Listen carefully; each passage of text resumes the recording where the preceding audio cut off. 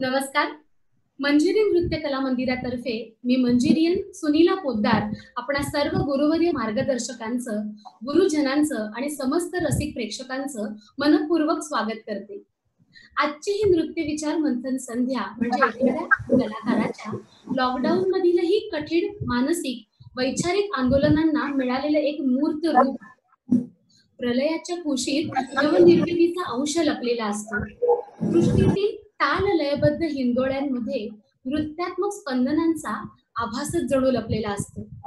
जणू याच पंक्तींना सार्थ करत नृत्यात्मक स्पंदनांना स्पर्श करूया. मंजिरी नृत्य कला मंदिर प्रस्तुत मंजिरियन्स आयोजित एका अभिनव उपक्रमातून नृत्य स्पंदने हितगुज कलेशी. आजच्या या उपक्रमामध्ये आपल्याला ज्यांचं मोलाचं मार्गदर्शन लाभणार आहे त्या पॅनलिस्ट आहेत संगीताचार्य, कथक नृत्यालंकार वैशालीताई दुधे. नमस्कार.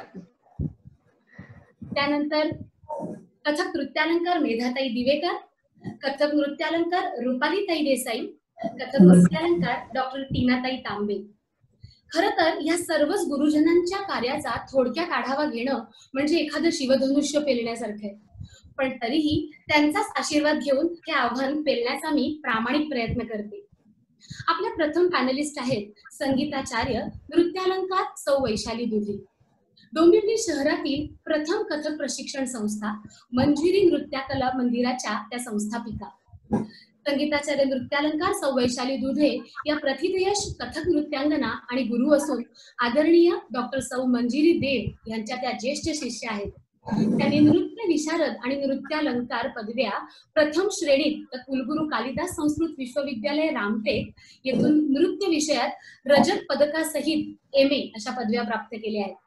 वैशालीताईंनी आपल्या गुरु डॉक्टर मंजिरी देव यांच्या मार्गदर्शनाखाली अखिल भारतीय गांधर्व महाविद्यालय मुंबई विद्यापीठातून कथक नृत्य शैलींमधील बोलरचनांमध्ये तिहाईचं महत्व आणि वैविध्य या विषयात प्रबंध लिहून संगीताचार्य ही पदवीही प्राप्त केलेली आहे.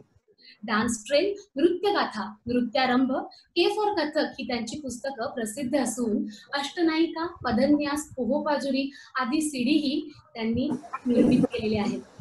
विविध विषयांवरील कार्यशाळांमधून, व्याख्यानांमधून देश विदेशातील अनेक विद्यार्थ्यांना त्या सतत मार्गदर्शन करीत असतात. एक नृत्यांगना असल्यामुळे नृत्यातील आहार्य अभिनयाचे महत्व जाणून कंचन ड्रेसवालाची स्थापना तसेच अथक कथक या त्रैमासिक नृत्य संध्येचे आयोजन यांमधून गुरु तसेच लेखिका असे बहुआयामी व्यक्तिमत्व साकारणाऱ्या वैशालीताई आज आपल्याला पॅनलिस्ट म्हणून लाभल्या हे आमचे भाग्य. पुढील पॅनलिस्ट आहेत कथक नृत्यालंकार मेधाताई दिवेकर. मेधाताई नमस्कार. गुरुवर्य डॉक्टर राजकुमार केतकर व गुरुवर्य पद्माताई शर्मा यांच्या मार्गदर्शनाखाली कथक नृत्यालंकार व एक यशस्वी कलाकार म्हणून घडलेल्या आपल्याला लाभलेल्या पुढील पॅनलिस्ट म्हणजे मेधाताई दिवेकर. गेली 20 वर्ष कथकचं शास्त्रशुद्ध प्रशिक्षण देणाऱ्या मेधाताईंची सरस्वती नृत्य कला मंदिर ही संस्था कथकचा उचित प्रसार करत देशात विदेशात सादरीकरण करते. एक प्रथितयश अभिनेत्री आणि नृत्यांगना हरहुन्नरी मेधाताईंचं मी ह्या सत्रात स्वागत करते. पुढील पॅनलिस्ट कथक नृत्यालंकार रुपालीताई देसाई. नमस्कार रुपालीताई. नमस्कार. गुरुवर्या डॉक्टर मंजिरी देव व प्रख्यात तबला उस्ताद पंडित मुकुंदराज देव यांचा मौल्यवान आणि कथकच्या या विश्वात गेली 30 वर्ष स्वतःची अशी वेगळी छाप उमटवणाऱ्या रुपालीताई प्रसार भारती दूरदर्शन अश्रेणी कलाकार असून सध्या अखिल भारतीय गांधर्व महाविद्यालयातून कथकमध्ये PhD म्हणजे संगीताचार्य करत आहेत. अनेक पदके पुरस्कार विजेत्या उत्कृष्ट निवेदिका असलेल्या रुपालीताईंची संस्कृती नृत्य कला मंदिर ही संस्था कथकचे प्रशिक्षण देत परदेशातही नृत्य शिबिरांचे आयोजन करते. अनेक दिग्गज सोहळ्यांमध्ये स्वतःचा ठसा उमटवणाऱ्या या रुपेरी व्यक्तिमत्वाचं मी मनापासून स्वागत करते. त्यानंतर नृत्यालंकार डॉक्टर टीनाताई तांबे. नमस्कार टीनाताई. तज्ञ आणि कुशल गुरु श्रीमती रंजनाताई ठाकूर, डॉक्टर सुचित्राताई हरमळकर आणि श्रीमती उमाताई डोगराजी यांच्याकडून प्रशिक्षित टीनाताईंनी शास्त्रीय नृत्यामध्ये MA तर विक्रम विद्यापीठ उज्जैन येथून dance elements in the poetry of Meera in context of Kathak या विषयावरील संशोधनासाठी PhD प्राप्त केली असून त्या दूरदर्शनच्या अ श्रेणीच्या आणि शासकीय संस्कृती विभागाकडून कथकच्या प्रगत अभ्यासासाठी शिष्यवृत्ती प्राप्तकर्त्या कलाकार आहेत. अखिल भारतीय गांधर्व महाविद्यालय मंडळ प्रकाशित कथकशास्त्र दर्शन भाग 2 या पुस्तकाच्या त्या सहलेखिका आहेत. निनाद शास्त्रीय संगीत समिती आणि Ninad centre for performing arts Mumbai मार्फत कथक प्रशिक्षण तसेच कार्यशाळांचे आयोजन करणाऱ्या सर्व गुणसंपन्न टीनाताईंचेही मी या पुष्पात मनापासून स्वागत करते. आज या आभाळा एवढ्या उत्तुंग व्यक्तिमत्वांकडून मार्गदर्शनासाठी आपण सर्वच जण अगदी आतुर झालो आहोत. म्हणूनच तत्परतेने वळूया आपल्या मुख्य विषयाकडे, नर्तन भेदांकडे. कथक नृत्यांगना म्हणून नर्तन भेद हा विषय मला नेहमीच जवळचा वाटतो, पण तरीही या विषयाच्या सखोल मार्गदर्शनाची ओढ कधीच शांत बसू देत नाही. म्हणूनच सर्वप्रथम जाणून घेऊया मुळात हे नर्तन भेद म्हणजे काय. वैशालीताई, भारतीय शास्त्रीय नृत्यामधील नर्तन भेदांबद्दल आपणाकडून जाणून घ्यायला आम्हाला खूप आवडेल. वैशालीताई, आपण जेव्हा नृत्य म्हणतो तेव्हा आपल्याला नाचणं अभिप्रेत असतं, म्हणजे इथे खरं तर नर्तन असं म्हणावं लागेल. कारण भारतीय नृत्य, मग ते शास्त्रीय असो की लोकनृत्य, एकंदरच नाचण्याच्या क्रियेसाठी शास्त्रकारांनी नर्तन हीच संज्ञा वापरली आहे. नर्तन या शब्दावरूनच नर्तक हा शब्द आला आहे. शास्त्रीय नृत्याच्या संदर्भात नर्तनाच्या क्रियेचे नृत्य आणि नाट्य अशा 3 भागात विभाजन केलं गेलंय. एखादा कलाकार नर्तन करणार आहे म्हणजे तो नृत्य आणि नाट्य या 3 भेदांपैकी एका अथवा अनेक भेदांचा समावेश करून नाचणार आहे. काळाच्या ओघात नर्तन हा शब्द काहीसा मागे पडून त्याचा एक भेद असणारा नृत्य हा शब्द समाजात जास्त प्रचलित झाला असं म्हणावं लागेल. आता हे 3 भेद जाणून घेऊयात. मी हे 3 भेद स्पष्ट करताना मुद्दाम शास्त्रकारांच्या व्याख्या सुद्धा सांगणार आहे, कारण पेपर लिहिताना आपल्या विद्यार्थिनींना या व्याख्या लिहिणं खूप आवश्यक असतं. सर्वप्रथम आपण हे लक्षात घेऊ की नाट्यशास्त्रात भरतमुनींनी नर्तनासाठी नृत्य ही संज्ञा वापरली आहे आणि नृत्यासहित गायन, वादन, अभिनय अशा समस्त कलांच्या समावेशाने सादर होणाऱ्या प्रयोगांना त्यांनी नाट्य असं म्हटलं आहे. नंतर अभिनय दर्पणमध्ये नंदिकेश्वरांनी पहिल्यांदा नर्तनाचे 3 प्रमुख भेद सांगितले आणि इतर शास्त्रकारांनी त्याला मान्यता दिली. नर्तनाचा पहिला भेद किंवा प्रकार म्हणजे नृत्य. शारीरिक हालचाली, अंगविक्षेप, थोडक्यात अंग उपांग प्रत्यंगाचा वापर करून केलेल्या शरीराकृती निर्माण होतं. अभिनय दर्पण मध्ये आचार्य नंदिकेश्वर म्हणतात, भावभिनय हिनम तू नृतमित्यभिधीयते, म्हणजे भावनांचा समावेश न करता सादर केलेलं अंगसंचलन यात एक्सप्रेशन असणं गरजेचं नाही. दशरूपकार धनंजय म्हणतात, नृतम ताल लयाश्रयम, नृत्य हे ताल आणि लयीवर आधारित असतं. आता या 2 डेफिनेशन्स मधून आपल्याला असं कळतं की ताल आणि लयीच्या साथीने साकारलेलं अभिनयाला वाव नाही असं पण सौंदर्यपूर्ण अंगसंचलन म्हणजे नृत्य.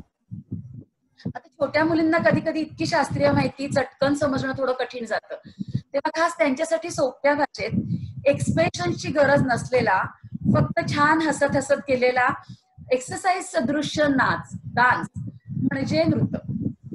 आता नृत्य या भेदाकडे वळू. नृत्य आणि वाचिक अभिनय जेव्हा एकत्र सादर केले जातात तेव्हा नृत्य निर्माण होतं. म्हणजे सोप्या भाषेत शारीरिक हालचालींना जेव्हा भाषेची, काव्याची, गाण्याची साथ मिळते आणि नर्तक जेव्हा या शब्दांमध्ये दडलेला अर्थ आपल्या मुखज अभिनयाच्या माध्यमातून रंगमंचावर साकार करतो तेव्हा नृत्य निर्माण होतं. आता शास्त्रकार काय म्हणतात ते पाहू. आचार्य नंदिकेश्वर म्हणतात, रसभाव व्यंजनादियुक्तम नृत्यम विधीयते, रस आणि भावांच्या अभिव्यक्तीने युक्त नर्तनाला नृत्य म्हणावे. गीत प्रयोगम आश्रित्य नृत्यमेतत् प्रवर्त्यताम, गीताच्या आधारे केलेलं नर्तन म्हणजे नृत्य. दशरूपकार धनंजय म्हणतात, अन्यत भावाश्रयम नृत्यम, जेव्हा नृतात रसाश्रित भाव जोडले जातात तेव्हा ते नृत्य न राहता नृत्य बनतं. खूप साऱ्या कथ्थक शिकणाऱ्या भावी नृत्यांगनाही ऐकतायत, तर त्यांच्या भाषेत गाण्याच्या बरोबर एक्सप्रेशन करत केलेला डान्स म्हणजे नृत्य. आता नर्तनभेदातला शेवटचा प्रकार म्हणजे नाट्य. नाट्य म्हटलं की आपल्या डोळ्यासमोर उभं राहतं एखादं नाटक, पण शास्त्रानुसार त्याला नाटक असं म्हटलेलं नाही, तर त्याला प्रयोग असं म्हटलंय. शास्त्रानुसार नाट्य म्हणजे कलाकाराने आपल्या शरीरच आणि मुखज अभिनयाचा वापर करून एखादं कथानक किंवा प्रसंग जिवंत साकार करणे, प्रेक्षकांसमोर तो प्रसंग किंवा ती कथा प्रत्यक्ष घडत असल्याचा आभास निर्माण करणे. नाट्याबद्दल आचार्य नंदिकेश्वर म्हणतात, नाट्यम तन्नाटकम चैव पूज्यम पूर्व कथायुतम. म्हणजे एखाद्या प्रचलित कथेचं नर्तनाद्वारे सादरीकरण करणे म्हणजे नाट्य. भरतानी तर आपण जाणतो की संपूर्ण कला प्रस्तुतीचंच नाट्य असं म्हटलंय. भरत मुनी म्हणतात, नृत्य संगीतादी कलांचा वापर करून कथानक सादर करणे म्हणजे नाट्य. न तद नाट्यम न तद ज्ञानम न तद शिल्प त्या नसा कला नासव योगो न तत् कर्म नाट्यस्मीन यन्न. थोडक्यात, या जगात असं कोणतंही ज्ञान नाही, योग नाही, कला नाही, शिल्प नाही किंवा कर्म नाही ज्याचा नाट्यात समावेश केला जात नाही. सारांश काय, तर नाट्य सादर करताना त्या चारही अभिनय भेदांचा आणि एखाद्या कथेचा समावेश असणं आवश्यक आहे. छोट्या मुलींना कळायला इझी जावं, म्हणजे त्यांचे ते इझी या भाषेत जावं म्हणून तर नाट्याची सोपी व्याख्या म्हणजे डान्स मधून एखादी स्टोरी दाखवणं म्हणजे नाट्य. मला वाटतं नृत्य आणि नाट्य ह्या नर्तनाच्या तिन्ही भेदांचा इथे पुरेसा उलगडा झाला असावा. अगदी खरंच वैशालीताई, म्हणजे नर्तन भेद हा विषय म्हटल्यानंतर मनामध्ये जी भीती दाटलेली असते, ज्यांना नवीनच हा विषय अभ्यासाला निर्माण होतो 5व्या 4थ्या परीक्षेपासून, ती भीती तुम्ही तुमच्या दोन्ही कॅटेगरीज मधून क्लिअर केली. ते म्हणजे ह्या अनुभव जास्त असलेल्या मुलींसाठी सुद्धा तो अगदी हेल्पफुल ठरेल, आणि नुकताच प्रवेश करणाऱ्या मुलींसाठी की आपण नाचतो त्याच्या मागे एवढा सगळा खोल अर्थ आहे, हे मला वाटतं ह्या तुमच्या उत्तरातून त्यांना नक्की कळेल आणि अभिमान वाटल्याशिवाय राहणार नाही की मी जे नाचते त्याला शास्त्रीय नृत्यात इतका मोठा खोल अर्थ आहे. आता खरंच तुम्ही इतकी छान आम्हाला नर्तन भेदांबद्दल छान उकल करून दिल्याबद्दल तुमचे आभार. आणि मला असं वाटतं की आता ह्याच्या पुढे थोडंसं खोलात शिरून मला विचारायला आवडेल, टीनाताई, आपण असं मला जर ह्या विषयात जर गाईड केलं तर माझ्या या सगळ्याच विद्यार्थिनींना आवडेल की कथक वस्तुक्रमामध्ये हे जे आता नर्तनभेद आपण डिस्कस केले त्यांची काही विशेष मांडणी असते का, आणि अशीच मांडणी असावी असे काही संकेत आहेत का? वस्तुक्रम म्हणजे आपण कथक मध्ये असलेल्या वस्तू, आता वस्तू म्हणजे काय, बंदिशी किंवा कॉम्पोजिशन्स ज्याला आपण म्हणतो, त्या कॉम्पोजिशन्सला आपण ज्या क्रमाने प्रस्तुत करतो तो वस्तुक्रम. म्हणजे आपण आपला प्रस्तुती किंवा परफॉर्मन्स करताना ज्या क्रमामध्ये कथकच्या वस्तू ज्या क्रमात दाखवतो तो वस्तुक्रम. हा परंपरेनुसार एक वस्तुक्रम ठरलेला आहे आणि मला असं वाटतं तो अगदी सुरुवातीपासून नसावा. तो जसं जसं कथक इव्हॉल्व्ह झालं, हळूहळू जुने जे गुरु होते, परफॉर्मर्स होते, त्यांना ते जाणवत गेलं असेल आणि मग ते हळूहळू इव्हॉल्व्ह झालं. मग त्याच्यात नवीन गोष्टी जेव्हा ऍड झाल्या मुघल पिरियड मध्ये वगैरे, तेव्हा ते आजचा जो फॉर्म किंवा सिक्वेन्स आपण म्हणतो तो तयार झाला. तर आपण जेव्हा म्हणतो की सुरुवातीला आपण वंदना करतो, मग आपण एखादा ताल करतो, पूर्ण नृत्य दाखवतो, मग शेवटी आपण गतभाव दाखवतो, मग त्यालाच जोडून एखादी ठुमरी किंवा वेगळं एखादं भजन वगैरे करतो आणि आपण शेवटी तराना वगैरे करतो. तर हा जो वस्तुक्रम आहे त्याच्यात आपण जर लक्ष देऊन बघितलं तर आपोआपच नर्तन भेदांची मांडणी होते.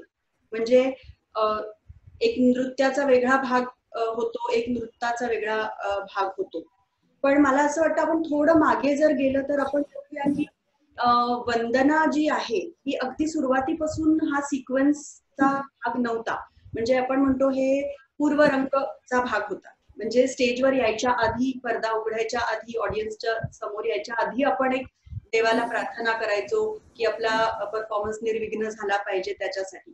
पण मग कदाचित त्या काळातल्या गुरूंना असं वाटलं असेल की अरे आपण वंदना जेव्हा करतोच तर मग ती अशी मागे का करावी, त्यालाच छान प्रस्तुतीकरण करून आणि स्टेजवरच येऊन का नाही करावी असं त्यांना कदाचित त्यावेळेस जाणवलं असेल आणि मग ती वस्तुक्रमाचा एक पार्ट झाली. आणि नृत्य आणि नृत्याचा तर क्लिअर आपल्याला हे दिसतंच. नृत्याचा आपला पण एक सिक्वेन्स असतो. जसं आपण सुरुवातीला विलंबित लयमध्ये उठाण थाट आमद करतो, मग आपण मध्य लयमध्ये येऊन काही बंदिशी करतो, मग आपण द्रुतमध्ये जाऊन काही परंट्स वगैरे करतो, तत्कार शेवटी दाखवतो. तर मला असं वाटतं तो जसं आपण वर्कआउट करतो तसं आहे की बॉडी वॉर्मअप होण्यासाठी आपण एक विलंबित मध्ये काहीतरी गोष्टी करतो. त्याच्यात दोन गोष्टी होतात. आपल्या आतली जी अँझायटी असते ती कमी होते, आपण एक ऑडियन्सशी जरा कम्फर्ट लेवलवर येतो आणि मग आपण आपली बॉडी पण वॉर्मअप होते. मग आपण मध्याकडे वळतो आणि शेवटी जेव्हा एकदम छान वॉर्मअप झालेली बॉडी असते, आपण फुल फॉर्म मध्ये एनर्जी झालेली असतो, तेव्हा आपण शेवटी फास्ट बीट मध्ये द्रुतलयमध्ये तत्कार जुगलबंदी वगैरे अशा गोष्टी करतो. आणि शेवटी मग आपण नाट्याकडे वळतो, गतभाव दाखवतो, त्याला जोडून एखादी ठुमरी किंवा बोली किंवा असं काही करतो. तर मला असं वाटतं की आपोआपच नर्तनभेदांची मांडणी त्या सिक्वेन्स मध्ये होत गेली आणि ती अशी असावी का हे मी म्हणेन की आपण ते मान्य केलंय. म्हणजे ते कथकच्या इव्हॉल्युशन बरोबर हळूहळू झालेल्या गोष्टी आहेत, त्यामुळे त्या कम्फर्टेबल असतील डान्सरला आणि बघणाऱ्यांना पण ते आवडत असेल म्हणूनच तो तसा सिक्वेन्स तयार झाला. तर मला असं वाटतं ती मांडणी आपोआपच होती, पण त्याला आधार धरून आणि अशी सिक्वेन्स तयार झाली असेल असं मला नाही वाटत. म्हणजे जुन्या गुरूंनी नर्तकांना धरून असं ठरवलं असेल की आपण आधी हे करू आणि मग ते करू, असा सिक्वेन्स ठरला असेल असं मला नाही वाटत. पण ते आपोआप जे काय होत आहे ते छान बसलं आहे आणि ते आता बघणाऱ्यांनाही आवडतं आणि करणाऱ्यांनाही कम्फर्टेबल असतं. त्यामुळे मला वाटतं की आपोआपच ती मांडणी झालेली आहे. खरंच टीनाताई, आपण जणू काही असं सांगायचा प्रयत्न करताय की भेदांच्या पलीकडे जाऊन नर्तनाकडे बघण्याचा दृष्टिकोन किंवा नाट्यशास्त्रातील पूर्वरंग विधी हा जो कन्सेप्ट तुम्ही ह्या प्रश्नाला जोडलात, त्यावरून एक खरोखर किती खोल विचार आहे या नर्तन भेदांच्या मांडणीमध्ये सुद्धा. जरी अगदी तो स्ट्रिक्ट नसेल तुम्ही म्हणताय तसा, तरी सुद्धा त्याच्या मागे खोल विचार आहे हे नक्कीच स्पष्ट होत आहे. हा टीनाताई बोला. नसेल म्हणजे मला असं वाटतं की आपण जेव्हा कथकचा अगदी सुरुवातीचा बोलू, कथा कहे सो कथक कहावे, म्हणजे तेव्हा तर हे परण आणि तोडा आणि ह्याला हे म्हणतात त्याला ते म्हणतात असं काही नव्हतंच. नुसतं एक कथा आपण नृत्याच्या आणि गायनाच्या माध्यमाने आणि एक्सप्रेशन आणि डान्स मुवमेंट्स करून लोकांपर्यंत पोहोचवतोय, एवढंच कथक होतं. मग ते हळूहळू इव्हॉल्व्ह झालं. त्यामुळे त्या काळातल्या कथक कम्युनिटीला माहिती पण नसेल कदाचित की कुठलं नृत्य आहे आणि कुठलं नृत्य आहे आणि काय नाट्य आहे, कदाचित माहिती पण नसेल. पण ते हळूहळू आपल्याला जसं जसं गुरूंनी स्कॉलर्स स्टडी केली, रिसर्च केला आणि मग हळूहळू आता आपल्यापर्यंत ते जेव्हा पोहोचतंय तेव्हा ते खूपच व्यवस्थित फॉर्मॅटमध्ये पोहोचतंय आणि आपण त्याला करतोय. पण माझं पर्सनल असं मत आहे की आपण एक डान्सरला किंवा एक कुठल्याही आर्टिस्टला शास्त्र माहिती असणं गरजेचं आहे, पण प्रत्येक गोष्ट जी आपण परफॉर्म करतो ती कुठल्या तरी शास्त्रात बसवलीच पाहिजे असंही नाही.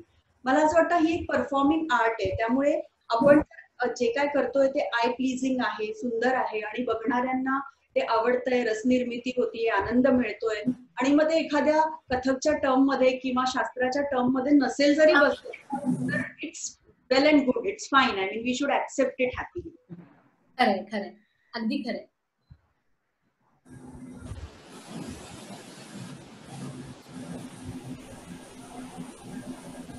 कथक नृत्य म्हणजे या नर्तन भेदांमधला पहिला भेद, त्याची उलगड कशी करावी आणि कथकच्या नृत्य विभागामध्ये प्रभुत्व मिळवण्यासाठी नर्तकांनी नेमकं काय करावं? मला आवडेल रुपालीताई आपलं मार्गदर्शन. सुनील, हा प्रश्न ना पुन्हा घे, कारण मध्ये डिस्टर्बन्स होता. नर्तन भेदांमधील पहिला भेद नृत्य, ह्याची उलगड आपण कशी करावी आणि त्या नृत्य विभागामध्ये प्रभुत्व मिळवण्यासाठी नर्तकांनी नेमकं काय करावं रुपालीताई? आपल्याला हे तर सगळ्यांना माहितीये की भरत मुनींचं नाट्यशास्त्र हा संगीतावरचा विस्तृतपणे विचार मांडणारा ग्रंथ आहे. ज्याच्यामध्ये ते म्हणतायत की विनोदकरणं चैव नृत्यमेतत्. आता माझ्या माहितीप्रमाणे किंवा माझ्या आकलन शक्तीप्रमाणे इथे विनोद म्हणजे ज्याने आनंदाची निर्मिती होते, म्हणजेच काय तर सुंदर शारीरिक हालचालींनी जे केलं जातं ते म्हणजे नृत्य, ज्याच्यामध्ये भाव आणि अभिनय नाही, आणि अर्थातच त्याने आनंदाची निर्मिती होते. मगाशी वैशालींनी खूप चांगलं सांगितलेलं आहे, तर त्याच्यावरच परत मी चर्चा करत नाही, पुढे जाते. आणि प्रभुत्व म्हणशील तर एक कलाकार म्हणून मला नेहमी असं वाटतं की नृत्य प्रस्तुतीमध्ये किंवा नृत्याचा अभ्यास करताना त्याची महत्वाची अशी 4 अंग आहेत. मोठ्या आचार्यांनी पहिल्यांदाच खूप पुस्तकात हे लिहिलंय, आवर्जून सांगावं असं वाटेल की महामहोपाध्याय डॉक्टर पुरुदादेजी यांनी खूप छान पद्धतीने त्यांच्या पुस्तकातना लिहिलेलं आहे. त्यांनी सांगितलेलं आहे की पहिलं प्राणतत्व नृत्याचं म्हणजे तत्कार, दुसरं आहे हस्तक, तिसरं आहे भ्रमरी, आणि चौथं आहे ताल प्रबंधातल्या काही बंदिशी किंवा काही गोष्टी, म्हणजे ज्याच्यामध्ये आपण प्रेमलू पकडू शकतो किंवा कवित्व धरतो. आता एक एक आपण तत्व बघत जाऊ जी मला कळलीत आणि ज्याचा अभ्यास म्हणजे मी प्रभुत्व मिळवलंय असं म्हणत नाही, पण प्रत्येक कलाकारांनी प्रत्येक विद्यार्थी दर्शक असलेल्या प्रत्येक टप्प्यात प्रत्येकाने कसा अभ्यास करावा हे मला पटलंय म्हणून मी ते सांगते. पहिलं तत्व तत्कार. आता तत्कार आपण पहिल्यांदाच क्रमलय शिकतो. अगदी विद्यार्थीला कुठल्याही विद्यार्थ्याला पहिल्या दिवशी आपण क्रमलय शिकवतो, म्हणजे त्याला ता थै थैतत आ थै थैतत हे वर्णच आहेत, नृत्य वर्ण तत्कारांचे मुख्य ते शिकवले जातात. मग त्याच्यामध्ये क्रमाक्रमाने लयीची मांडणी कशी असली पाहिजे किंवा त्या लयीमध्ये ते बोल कसे येणार हे शिकवलं जातं. आता जसं म्हटलं तसं की हे अविरत कार्य असतं रियाज, म्हणजे त्याला काही एंड नाही. वेगवेगळ्या गोष्टी मग मुलं शिकत जातात. मग पावणी आहे, डेडी आहे, तिगुण आहे, 5 गुण आहे, 7 गुण आहे, जी तुम्हाला तत्कारातनं पुढे करायची असते. नंतर पुढे आपण वळतो ज्याच्यामध्ये तत्कारांमध्ये वैशिष्ट्यपूर्ण तबला आणि पखवाजाच्या काही गोष्टी आपण करतो. मग आपण त्याला चलन, कायदा, पेशकार, रेला अत्यंत सुंदर गोष्टी पण अत्यंत कठीण अशा साकारल्या जातात. म्हटलं तर कायदा अगदी 1.5-2 मिनिटात संपतो, पण ते 1.5-2 मिनिटं सलग सगळीकडे त्याचे वैशिष्ट्यपूर्ण पदसंचलन करून करणं हे खूप कठीण असतं. आणि कायदा झाल्यानंतर असे अनेक बोल असतात बसुनीला आपल्याच्यात. कर्र आहे, थारिकीट आहे, तकिट तकिट घेणं हा खूप म्हणजे आम्हाला वाटतं आपल्या गांधर्वच्या परीक्षेमध्ये तो 5व्या परीक्षेला इम्प्रूव्ह झालेला आहे स्पेशली. पण मग त्याच्यात सुद्धा पूर्ण पाय करून करायचं, काही बोल टाचेवर घ्यायचे, काही बोल अग्रभाग पावलाचा तिरका करून करायचा. आणि माझ्या माहितीप्रमाणे मला असं नेहमी वाटतं तत्कार करताना की ते बोल ना आपल्याशी बोलत असतात, पण आपण लय तालामध्ये इतकी ते बोल करण्याच्या मागे असतो की तो बऱ्याच मुली म्हणतात बघ की माझ्या पायाचा आवाज नाही येत काही, कारण ते त्या दृष्टीने बघतच नाही. ते ताल आणि लयीमध्ये तर माझा बोल होतोय की नाही हेच बघतात. ऍक्च्युली पायाचा पुढचा भाग म्हणजे अग्रभाग जर आपण व्यवस्थित वापर त्याचा करून जर त्याला प्रेशर देऊन व्यवस्थित केलं तर प्रत्येकाला फुटवर्क करायला सोपं जाऊ शकतो. त्याचा बोल स्पष्ट निघतो आणि जणू काही तो बोल आपल्याशी बोलतोय असं वाटतं. म्हणजे मला तरी नेहमी असं वाटतं जेव्हा एखादी तिहाई वगैरे आपण जी जरब दाखवतो तेव्हा हा अरे ह्या माझ्याशी बोलला, आता माझा पाय माझ्याशी बोलला, हा जो आनंद असतो ना तो अद्वितीय असतो. दुसरा तत्व आपण म्हणायला जाऊ तर हस्तक. आता तत्कारानंतर हस्तक हे तर अत्यंत उपयोगी येतात, कारण त्याच्याशिवाय कुठलंच नृत्य होऊ शकत नाही. म्हणजे जसं एकावर दुसरं अवलंबून दुसऱ्यावर तिसरं अवलंबून तसं हस्तकही येतं. म्हणजे हस्तकांमध्ये तू लयीप्रमाणे कलाईच्या ज्या सुंदर संचलन असतं त्याच्यावर खूप मेहनत करायला लागते. लाईनिंगला खूप महत्व असतं आपल्यामध्ये, म्हणजे ते हात ओपन केल्यापासून म्हणजे सम अवस्थेपासून बाहेर जेव्हा आपण बाहेर एका ठराविक बिंदूपर्यंत काढतो तेव्हा ते लाईनिंग फार महत्वाचं असतं. आणि ते अशा रेषा जसं काय हवेमध्ये आपण एखादा स्केच काढतोय हे आहे ना, हे माझ्याकडे मला एक पेज दिलेलं आहे त्याच्यावर मी चित्र काढते असं आपल्याला जेव्हा वाटतं तेव्हा ते दर्शकांपर्यंत त्या अंगिक हालचाली सुंदर पद्धतीने पोहोचू शकतात. तर त्याच्यावर स्पेशली अभ्यास करायला लागतो. आणि नर्तक सगळेच नर्तक म्हणजे तुम्हाला सुद्धा हे पटेल की आपण आरशासमोर या गोष्टी बऱ्याच करत असतो. तर आपला अभ्यास करताना आरसा खूप महत्वाचा वाटतो. आरसाच आपला गुरु होऊन जातो त्यावेळेला. तिसरं तत्व मला सांगावं असं वाटेल भ्रमरी. तर त्याच्यामध्ये खूपच प्रकार आहेत. म्हणजे आता वेगवेगळ्या घराण्यांच्या वेगवेगळ्या भ्रमरी चक्कर आणि ज्याच्यामुळे कथ्थक विशेष ओळखलं जातं. हे तू कथ्थक करतेस, हा त्याच्या चक्रा किती मस्त असतात ग, हा नसते नॉर्मल दर्शकाची, नॉर्मल ऑडियन्सची. त्यामुळे त्याच्यामध्ये इतकी विविधता आहे. त्याच्यामध्ये वर्ण 7 वर्णांची चक्कर, 5 वर्णांची चक्कर, 3 ची चक्कर, तत्त थई तत्त थई तत्त थई, किंवा धा तत्त धा तत्त धा आपण म्हणतो तसं, किंवा धा कत धा एका पायाची चक्कर. त्याच्यामधला स्वीटनेस, चक्रा बऱ्याच मारतात इकडे तिकडे, पहिल्यांदा चक्रा मारताना बॅलन्स जातो सगळं आहे, पण तो बॅलन्स पकडणं, एक ठराविक फोर्स चक्कर घेणं, स्पिन घेणं, याला खूप महत्व आहे. आता मला तर वाटतं वैशाली, आता बऱ्याच मी कथ्थक परफॉर्मन्स मध्ये बघते तर त्याच्यामध्ये आपण पहिल्यांदा जे गुडघ्यावर चक्रा घ्यायचो त्या एकदम कोणी जास्त घेत नाही. म्हणजे प्रत्येक चक्रा प्रत्येक कलाकार घेऊ शकतो असं नाही, पण यंग आर्टिस्ट सुद्धा हल्ली ते घेताना दिसत नाही. कारण नाही म्हणजे थोडंसं लुप्त नाही ना होणार अशा प्रकारची चक्रा अर्ध घेतली जाते. तर चक्रांचं एवढं वैविध्य आहे तर ते आपण सगळ्यांनी, जसं वेगवेगळ्या डिश आपण आवर्जून खातो, चायनीज येस खातो, पंजाबी खातो, तसं हे सगळं वैविध्य चक्रांचं या कथ्थक मध्ये बघायला मिळतं. हा एक महत्वाचा भाग. त्याच्यावर सुद्धा मेहनत खूप करावी लागते, त्याला ऑप्शन नाहीये. आणि चौथं कविता आणि प्रिमलू, ते तर एकदम वेगळंच, म्हणजे हटके तालप्रबंधातल्या हटक्या गोष्टी आहेत. म्हणजे याच्यामध्ये कवितेमध्ये म्हटलं तर कविता आहे, काव्य आहे, पण ताल आणि लई बरोबर ती बांधलेलं असल्यामुळे त्याला लयकारीचं महत्व आहे, अभिनयाचं महत्व तर आहेच आहे, पण ताल आणि लईला सोडून अभिनय करता येणार नाही, ते पकडून त्याला करायला लागतं. आणि म्हणूनच त्याचा समावेश नृत्यामध्ये आहे. आणि प्रिमलू म्हणणार तर सगळ्या प्रकारचे, म्हणजे तालवाद्य, धुनवाद्य सगळ्यांचे बोल आणि ते त्या पद्धतीने प्रस्तुती करणं, पाय चालू ठेवून, हे सुद्धा कठीण असतं. तर ही सगळी अंग आपण खूप वेळा करून सुद्धा प्रभुत्व लगेच येणार नाहीच आहे, पण तरी प्रभुत्व मिळवण्याची ही थोडीशी मास्टरकी म्हणताय, किंवा एक्झॅक्टली आपल्याला रियाज कसा करावा, तर थोडीशी आपल्याला दिशा मिळू शकते, हे मात्र निश्चित. नक्कीच रुपालीताई, म्हणजे नृत्यामधील प्रत्येक घटकाचं तुम्ही इतकं विश्लेषण सुंदर केलं, त्याच्याबद्दल खूप विवेचन केलं, आणि तत्कारांमधल्या क्लिष्ट बोलांमध्ये सुद्धा जाऊन तुम्ही असं म्हणालात की ते बोल आपल्याशी बोलतात, ही भावना ठेवून तुम्ही तत्कार करा. मला असं वाटतं हा मोठा मिळालेला आहे.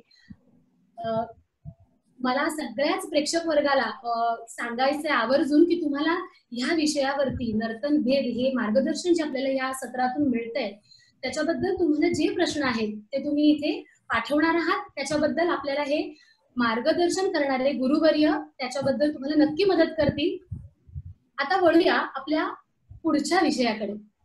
आता जरा खरं तर एक कलाकार म्हणून जेव्हा एवढं सगळं मिळतंय, सगळे चारी बाजूनी 4 असे अनुभवी गुरु बसलेले असताना एक कलाकार म्हणून मला जरा अजून तुमच्याकडून खूप काही घ्यावंसं वाटतंय. त्या मोहाला बळी पडून खरं तर मी हा पुढचा प्रश्न विचारतेय. रसनिर्मिती फार मोठा गहन विषय आहे, पण आणि मग त्याचा संदर्भ जर आपण नर्तनभेदांशी जोडायला गेलो तर त्याचा एक स्वतंत्र अभ्यासाचा विषय ठरेल हे नक्की. पण याच शास्त्रीय नृत्यातील हे नर्तनभेद जर विभाजित केले तर या रसनिर्मितीला ते पोषक ठरतील की मारक? वैशालीताई, आम्हाला खरंच खूप आनंद होईल जर तुमचं मार्गदर्शन आम्हाला या प्रश्नावर मिळालं.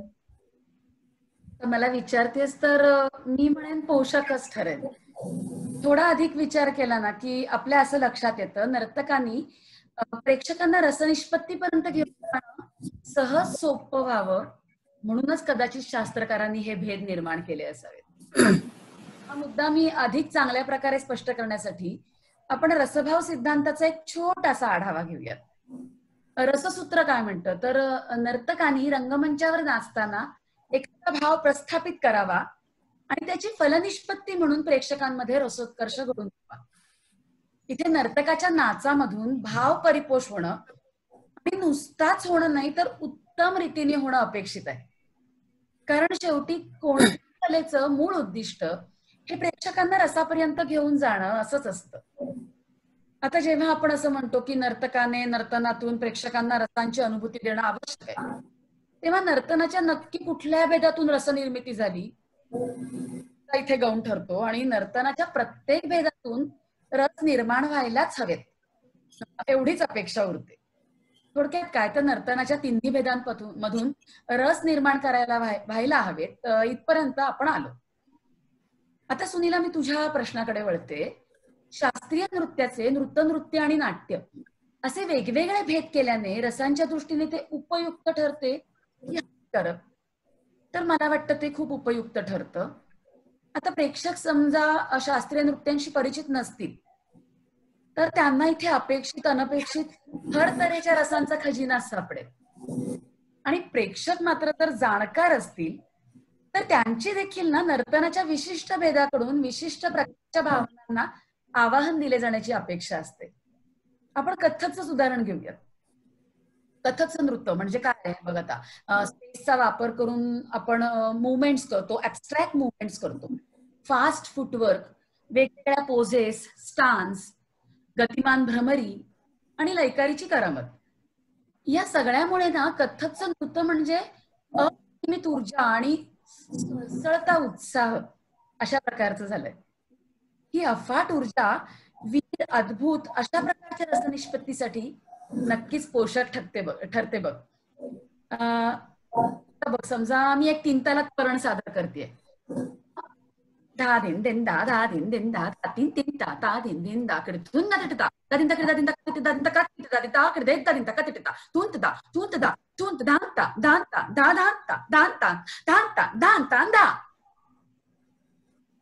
आता या पर्णाचा वेग, लयकारी, नाचत असताना विजेच्या चपळाईने होणारं फुटवर्क, मुवमेंट्स आणि शेवटच्या कमाल चक्रा कलाकाराच्या आणि दर्शकांच्या दोघांच्याही शरीरात ॲड्रेनलिन सळसळलंच पाहिजे.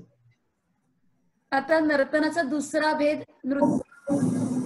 नृत्यात तर काय मला असं वाटतं मानवी भावनांचा कल्लोळ भारतीय शास्त्रीय नृत्य शैलींचं विश्व जसं पूर्णतः व्यापून वर दशामुळे उरलंय की काय असं म्हणावं असं वाटतं. नायक नायिका भेद, होरी, भजन, गझल या सगळ्या नृत्यांगातून आपल्याला अनेक मानवी भावनांचा आस्वाद घेता येतो. कथकमध्ये तर आपण एक पंक्तीवर अनेको संचारी भाव दर्शवतो. जसं काहे रोक डगर प्यारे, काहे रोकत डगर प्यारे, काहे रोकत डगर प्यारे. आता बघ ना, म्हणजे इथे अगदी एका शब्दाच्याही अनेक छटा दाखवल्या जातात.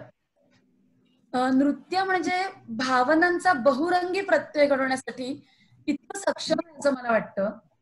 इथे खात्रीने 9च्या 9 रसांचा अनुभव घेता येतो. आणि नर्तनाचा शेवटचा भेद नाट्य.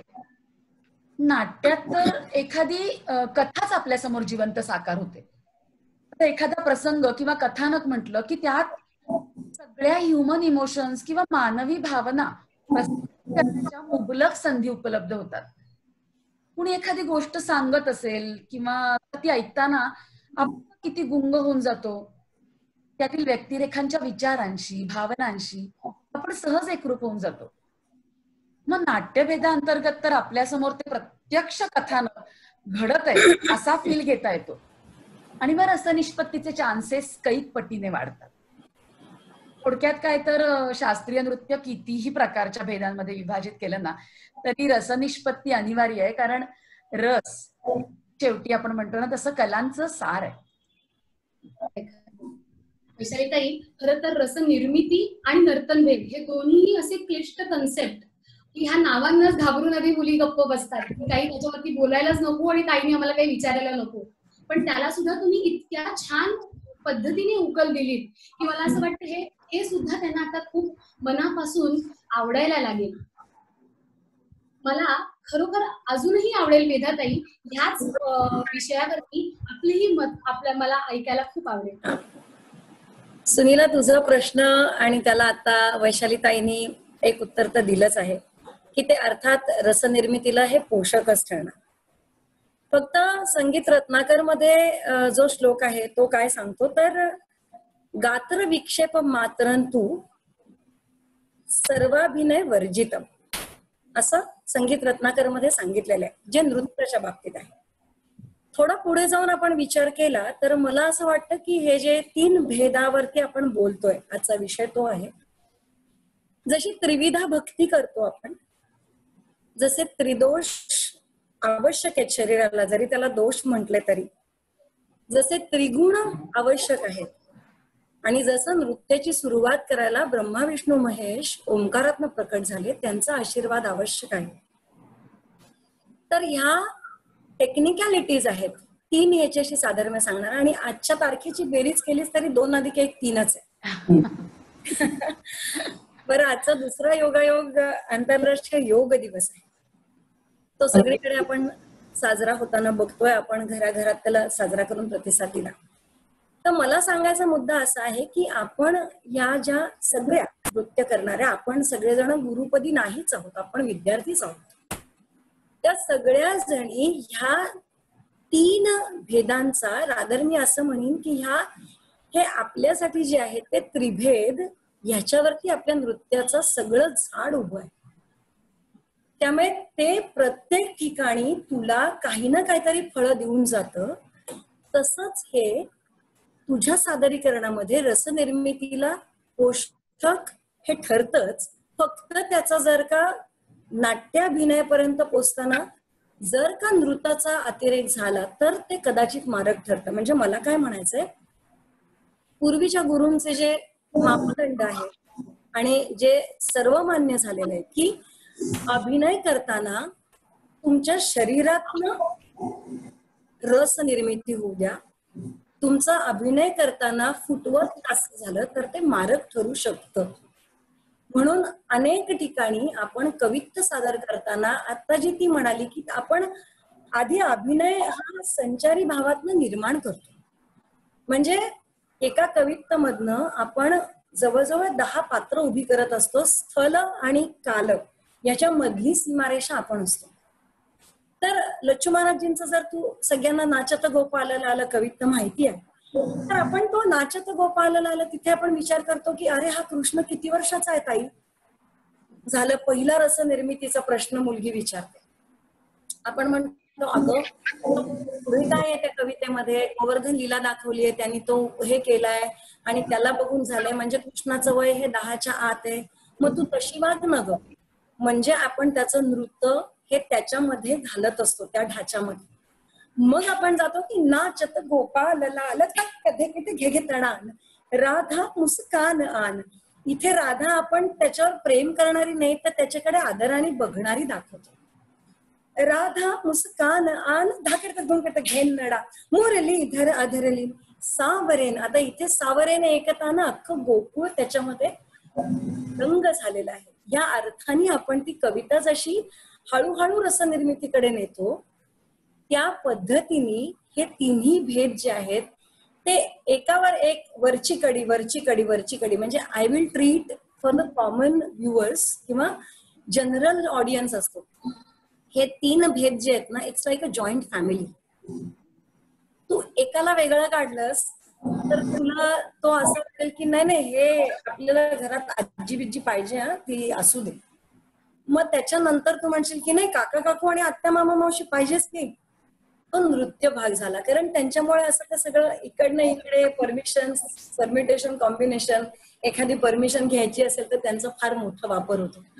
तशी आपण हे जे भेद रसनिर्मिती करता घेतो तेव्हा आपण त्या नृत्याची परवानगी घ्यावी लागते की बाबा रे मी हा वापर इथे करतेय, या रेखाकृती दाखवण्यासाठी किंवा मी या हस्तकासाठी तुला वापरते, तर त्या अभिनयाला पूरक ठरेल एवढाच मी वापर करते. हे आपण आपल्याला समजवायला लागतं. त्याच्यानंतर आपली जी कृती तयार होते ती अर्थात शेवटी रसनिर्मितीकडेच नेणारी असते. जसं तू म्हणालीस वैशालीताई किंवा जसं टीनाताई रुपालीताई तुम्ही सांगताय की कुठल्याही याच्यातनं इट्स अ डायलॉग. तू मगाशी म्हणाली तत्काराचे बोल आपल्याशी बोलतात, तर हे खरंच आहे. म्हणजे आपण आपल्या डोळ्यासमोर एखादा प्रसंग जिवंत करतो, ह्याच्यातच रसनिर्मितीचं पूर्ण सार आहे. म्हणजे कोणीही त्या इरामध्ये गेलेलं नाही. हा प्रश्न जो असतो तो आपल्यालाही कैक वेळा पडतो. अनेक वेळा असं मी दिदींच्या कडनं ऐकलंय की राधा हिचं वय नक्की काय अध्यारूप धरायचं. राधा पाणी भरायला जाते तेव्हा ती मध्य आहे, मुग्ध आहे का, ती प्रौढ झालीच नाही का. मग म्हातारी राधा पण कधी वाट नाही का बघू शकत. कृष्ण नाही झाला म्हातारा असं आपण म्हणतो. म्हणजे ह्या वयाचा निर्माण जे काही केलंय त्याच्यामध्ये ही वातावरण निर्मिती आपण करतो, ज्याच्यामुळे रसनिर्मिती होते. जसं आपण देवळात, घरात पण पूजा करतो, देवळात जाऊन आल्यावरच का बरं वाटतं? कारण तिथली वातावरण निर्मिती, तो मंत्रघोष. तर मला असं वाटतं की आपण सगळे ही जी कलेची भक्ती करतोय ही कुठल्याही मंत्रघोषापेक्षा कमी नक्की नाही. म्हणून बघा बरं, कीर्तन तो नाती टता, कीर्तन तो नाती टता, दम निघतो म्हणता म्हणता. त्यामुळे ती उत्साहाची रसनिर्मिती जेव्हा तुझा पढंत उत्साहवर्धक होईल, नाहीतर पढंत करणाऱ्याचे सुद्धा अनेक प्रकार आपण आहेत. किडता कथून तो ना ती टेटा, की आपण म्हणतो झालंच काहीतरी गडबड आहे. त्यामुळे अर्थात हे नटन भेद जे दिलेले आहेत, म्हणजे नटन ही संज्ञा या तिन्हीला मिळून वापरलेली आहे भरत मुनींनी आणि आचार्य नंदिकेश्वरांनी सुद्धा अभिनय दर्पण मध्ये. वृत्त, नृत्य आणि नाट्य सादर करणारे ही नटन, कथा सांगणाऱ्यांना आपण कथिको हे म्हणतोच. मग ते जितक्या शब्दाशब्दात रसनिर्मिती करतात तशी आपण आपल्या अंगिक अभिनयाने रसनिर्मिती करावी, हा त्या रसनिष्पत्तीचा पुढे नेण्याचा माझ्या मताने तरी परिपोष आहे. आणि त्याच्यावरच आपण सगळेजण काम करत असतो. छोट्या छोट्या गोष्टींचा आपण विचार करतो, नेपथ्य नसताना नेपथ्य उभं करतो पाठीमागे, की आता तू नदी तट, नदी नाहीये पण नदी दिसली लोकांना हालचालीतून.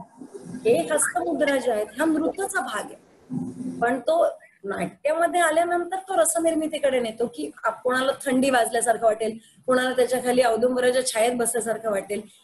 ह्या अभिव्यक्तींशी आपण प्रेक्षकांशी जोडले जातो. आणि मग जी आपल्याला फायनल जी काय पावती, पोच पावती प्रेक्षक देतात, की काय उभं केलं होतं तुम्ही वर्णन समोर, वा, एका कवितेतनं आम्हाला वाटलं की आम्ही नंदगावात गेलोच आणि तो प्रसंग आम्ही आता जिवंत अनुभवलो. ही खरी आपली दाद असते. त्यांना नृत्य आणि नाट्याची काही भेदाभेदाची गरज नसते, पण आपण खूप बारकाईने त्याचा विचार करत असतो असं मला वाटतं. त्याच्यामुळे सुनीला तुझा हा प्रश्न खूप छान होता, की काय रसनिर्मिती आपण करतो. तर फायनली आपली जी असते ती कॉस्मिक लेवलला आपण नेऊन पोहोचवतो. म्हणजे पंडित जसराजजी सांगतात, माझ्यासाठी प्रत्येक मैफिल हा आध्यात्मिक आनंदच असतो. तसं मी पुढे जाऊन थोडस त्याला, जेव्हा आपण असं म्हणतो की आपल्यासाठी प्रत्येक घुंगरू बांधतानाच्या क्षणापासून ते मुलीनं काहीतरी देईपर्यंतचा आध्यात्मिकच वसा आपण देत असतो त्याला. त्यामुळे ती रसनिर्मिती आपली भक्तियोग, ज्ञानयोग आणि कर्मयोग या तिन्हीचा सांगड घालून तयार होते असं मला वाटतं. एतत् चतुर्विधोपेतम नटनं त्रिविधम स्मृतम नाट्यम नृत्यम नृत्यमिती मुनिभीर भरतादिदी. मला वाटतं अभिनय दर्पण मधल्या या नटन भेदांनाच तुम्ही रसनिर्मितीपर्यंत तसं आणून सोडलं, कौटुंबिक उपमा देऊन, आध्यात्मिक उपमा देऊन, योगाबद्दल सांगून, की आता ते कायमचं आमच्या मनात ठसेल हे नक्की. आता वळते टीनाताई तुमच्याकडे. आपण अनेक वेळा पाहतो की कथकच्या नृत्याचं सादरीकरण करताना, म्हणजे पहिला भेद नृत्य, त्याचं सादरीकरण करताना कधी कधी भावांचा आधार घेऊन तोडा, तिहाई, परण सादर केले जातात. आपणही अनेक वेळेला हे पाहिलं असेल. तर त्याबद्दल आपलं योग्य मार्गदर्शन आणि त्यामागचे आपले विचार जर आम्हाला स्पष्ट केले तर खूप आवडेल. मला त्याच्यामागे दोन कारणं प्रमुख वाटतात. की एक तर आपण जेव्हा प्रस्तुतीकरण करतो नृत्याचं, सपोज आपल्याला 1 तास परफॉर्म करायचं आहे, तर त्यात सगळ्यात जास्त वेळ आपण नृत्य ह्याला देतो. म्हणजे एखादा ताल आपण प्रस्तुत करतो, तर सुरुवातीला 5-7 मिनिटं आपण वंदना केली, नंतर अभिनयाला आपण 10-12 मिनिटं देतो. तो मेन आपला भर असतो तो तालावर असतो. नृत्य सगळ्यात जास्त वेळ आपण करतो. तर कधीतरी ते मोनोटोनस होऊ शकतं जनरल ऑडियन्ससाठी. जे कथकचे जाणकार ऑडियन्स आहे त्यांना माहितीये की अरे फरमाईश पर्यंत केली तर त्याच्यात काय वैशिष्ट्य आहे, काय एन्जॉय करण्यासारखं आहे, परमेलू केलं तर त्याच्यात काय एन्जॉय करण्यासारखं आहे. पण लेमॅन ऑडियन्स जी असते त्यांना त्याच्यातले बारकावे माहिती नसतात. तर कुठेतरी ती एक मोनोटोनी क्रिएट जी होती 25 मिनिटं, त्याला ब्रेक करण्यासाठी हा एक खूप चांगला मला सोर्स वाटतो की आपण एखादं अभिनय पीस करणच्या बोलांवर किंवा तिहाईच्या बोलांवर केलं आणि ते नॅरेशन सांगून मग आपण परफॉर्म केलं तर लगेच लोक त्याच्याशी कनेक्ट होतात. आणि हे लोकांना, लेमॅन ऑडियन्सला कनेक्ट करणं हेच मला वाटतं त्याचं प्रमुख कारण ठरलं असेल ते करण्याचं. माझ्या माहितीनुसार मी जेव्हा लहान होते तेव्हा इंदोरला पंडित बिरजू महाराज परफॉर्मन्सला आले होते. आमच्या इकडे एक सांगी समारोह खूप फेमस होतो त्याच्यात. आणि पहिल्यांदा त्यांना मी पाहिलं होतं, 2 तिहाया त्यांनी प्रस्तुत केल्या होत्या, त्या अजूनही ते करतात. एक ती टेलिफोनची तिहाई आणि एक तो सुस्त दोस्त और चुस्त दोस्त. तर त्याच्यामध्ये ते दाखवतात की पहिल्या 2 पल्ल्यांमध्ये टेलिफोन कनेक्ट झाला नाही आणि मग तिसऱ्या समेवर रिंग वाजून समोरून हॅलो ऐकू आलं असं. आणि एक सुस्त आणि चुस्त 2 मित्र असतात त्यांच्यावर ते एक. तर ती मी पहिल्यांदा पाहिलं होतं. तर ऍज अ किड जेव्हा मला शास्त्राचं काहीच नॉलेज नव्हतं, डान्स साठी पण मी फार सिरियस नव्हते, फक्त अशीच शिकत होते, तर मला ते लगेच पटलं की अरे हे किती इंटरेस्टिंग आहे किंवा किती इझिली आपण ही गोष्ट, त्यांनी ही गोष्ट दाखवली. तर मला वाटतं महाराजींनी कदाचित ह्याची सुरुवात केली असावी. त्याच्या आधी मी पाहिलेलं किंवा ऐकलेलं मला आठवत नाही. तर त्यांनी 2 गोष्टी इंट्रोड्यूस केल्या, एक तर गिनती की तिहाई आणि एक हे तिहायांवर भाव करणं. आणि दोन्हीच त्यांनी ह्याच्यासाठी केलं असावं की एक तर लेमॅन ऑडियन्सला कनेक्ट करण्यासाठी की ती जी आपली लँग्वेज आहे कथकची ती सगळ्यांना कळत नाही, पण ती गिनती केली की लगेच लोकांना कळतं की अरे हे या तालात हे गिनतीची किती इझिली बसली. मग त्याच्यावर जर आपण अभिनय केला, एखादी डे टू डे लाईफचं काही इन्सिडेंट्स घेऊन, तर मग ते अजून कनेक्ट होतं. तर हे दोन्ही गोष्टींसाठी त्यांनी ते क्रिएट केलं असावं. आणि मला असं वाटतं एक महत्वपूर्ण गोष्ट अशी की कविता म्हणा किंवा ठुमरी भजन हे सगळे आपल्याला जरा जुन्या काळातल्या चे प्रसंग दाखवायला इझी पडतं. पण आता मला आजचं काहीतरी दाखवायचंय, तर त्याच्यासाठी आपल्या शास्त्रामध्ये अशा काही विशिष्ट मुद्रा किंवा असे काही लिहिलेले गाणे किंवा कविता वगैरे आपल्याला काहीच भेटत नाही. मला डे टू डे लाईफची किंवा मॉडर्न लाईफची एखादी गोष्ट सांगायची आहे, तर मला त्याच्यासाठी काही टेक्स्ट मिळत नाही. तर मग मला वाटतं ते दाखवण्यासाठी अशा पद्धतीने जर आपण दाखवू शकलो एखाद्या परणवर किंवा एखाद्या तिहाईवर, तर ते खूपच उपयोगी ठरतं. आता फॉर एक्झाम्पल मी विले पार्ले ईस्ट मधून वेस्ट मध्ये घ्यायला जेव्हा जायचे, तर रिक्षाचे रिफ्युजल म्हणजे कमीत कमी 6 ते 7 रिक्षावाले नाही नाही नाही म्हणून पुढे जायचे आणि मग एखादा कोणीतरी तयार व्हायचा. मग त्यावेळेस मी क्लासमध्ये एकदा ही गिनती की तिहाई शिकवत होते. 1 2 3 4 3 4 1 2 3 4 5 6 5 6 1 2 3 4 5 6 7 8 10. तर रिक्षासाठी वाट बघता बघता ती तिहाई पण डोक्यात चालली होती. मग मला असं वाटलं की अरे काय रोजचं आहे, रोज सगळे रिफ्यूज करतात, कितीतरी रिफ्युजल्स आपल्याला रोज मिळतात. मग ते मी दोन्हीला जोडून त्या तिहाईवर हे अभिनय दाखवलं की तो नादिन दिंदा नादिन दिंदा नादिन दिंदा धा थांबलाच नाही, किंवा नादिन दिंदा नादिन दिंदा नादिन दिंदा तादिन दिंदा धा असं काहीतरी दाखवून मी जेव्हा त्याला प्रेझेंट केलं, तर ते इतकं लोकांना आवडलं की त्याच्यावर वन्स मोर मिळालं. जे मला असं अपेक्षित असतं की एखाद्या फरमाईशीवर मिळालं असतं तर अजून मला आनंद झाला असता, पण ते त्याच्यावर हमखास मिळालं कारण लोकांना ते लगेच कळलं आणि त्यांच्यापर्यंत पोहोचलं. तर ह्याच्यामध्ये एकतर आपल्याला क्रिएटिव्हिटीला खूप मोठा स्कोप मिळतो. मॉडर्न लाईफच्या आपल्या डे टू डे लाईफच्या इन्सिडेंट्सला दाखवायचं आहे, तर ते आपण ह्या माध्यमातून खूप चांगलं करू शकतो असं मला वाटतं.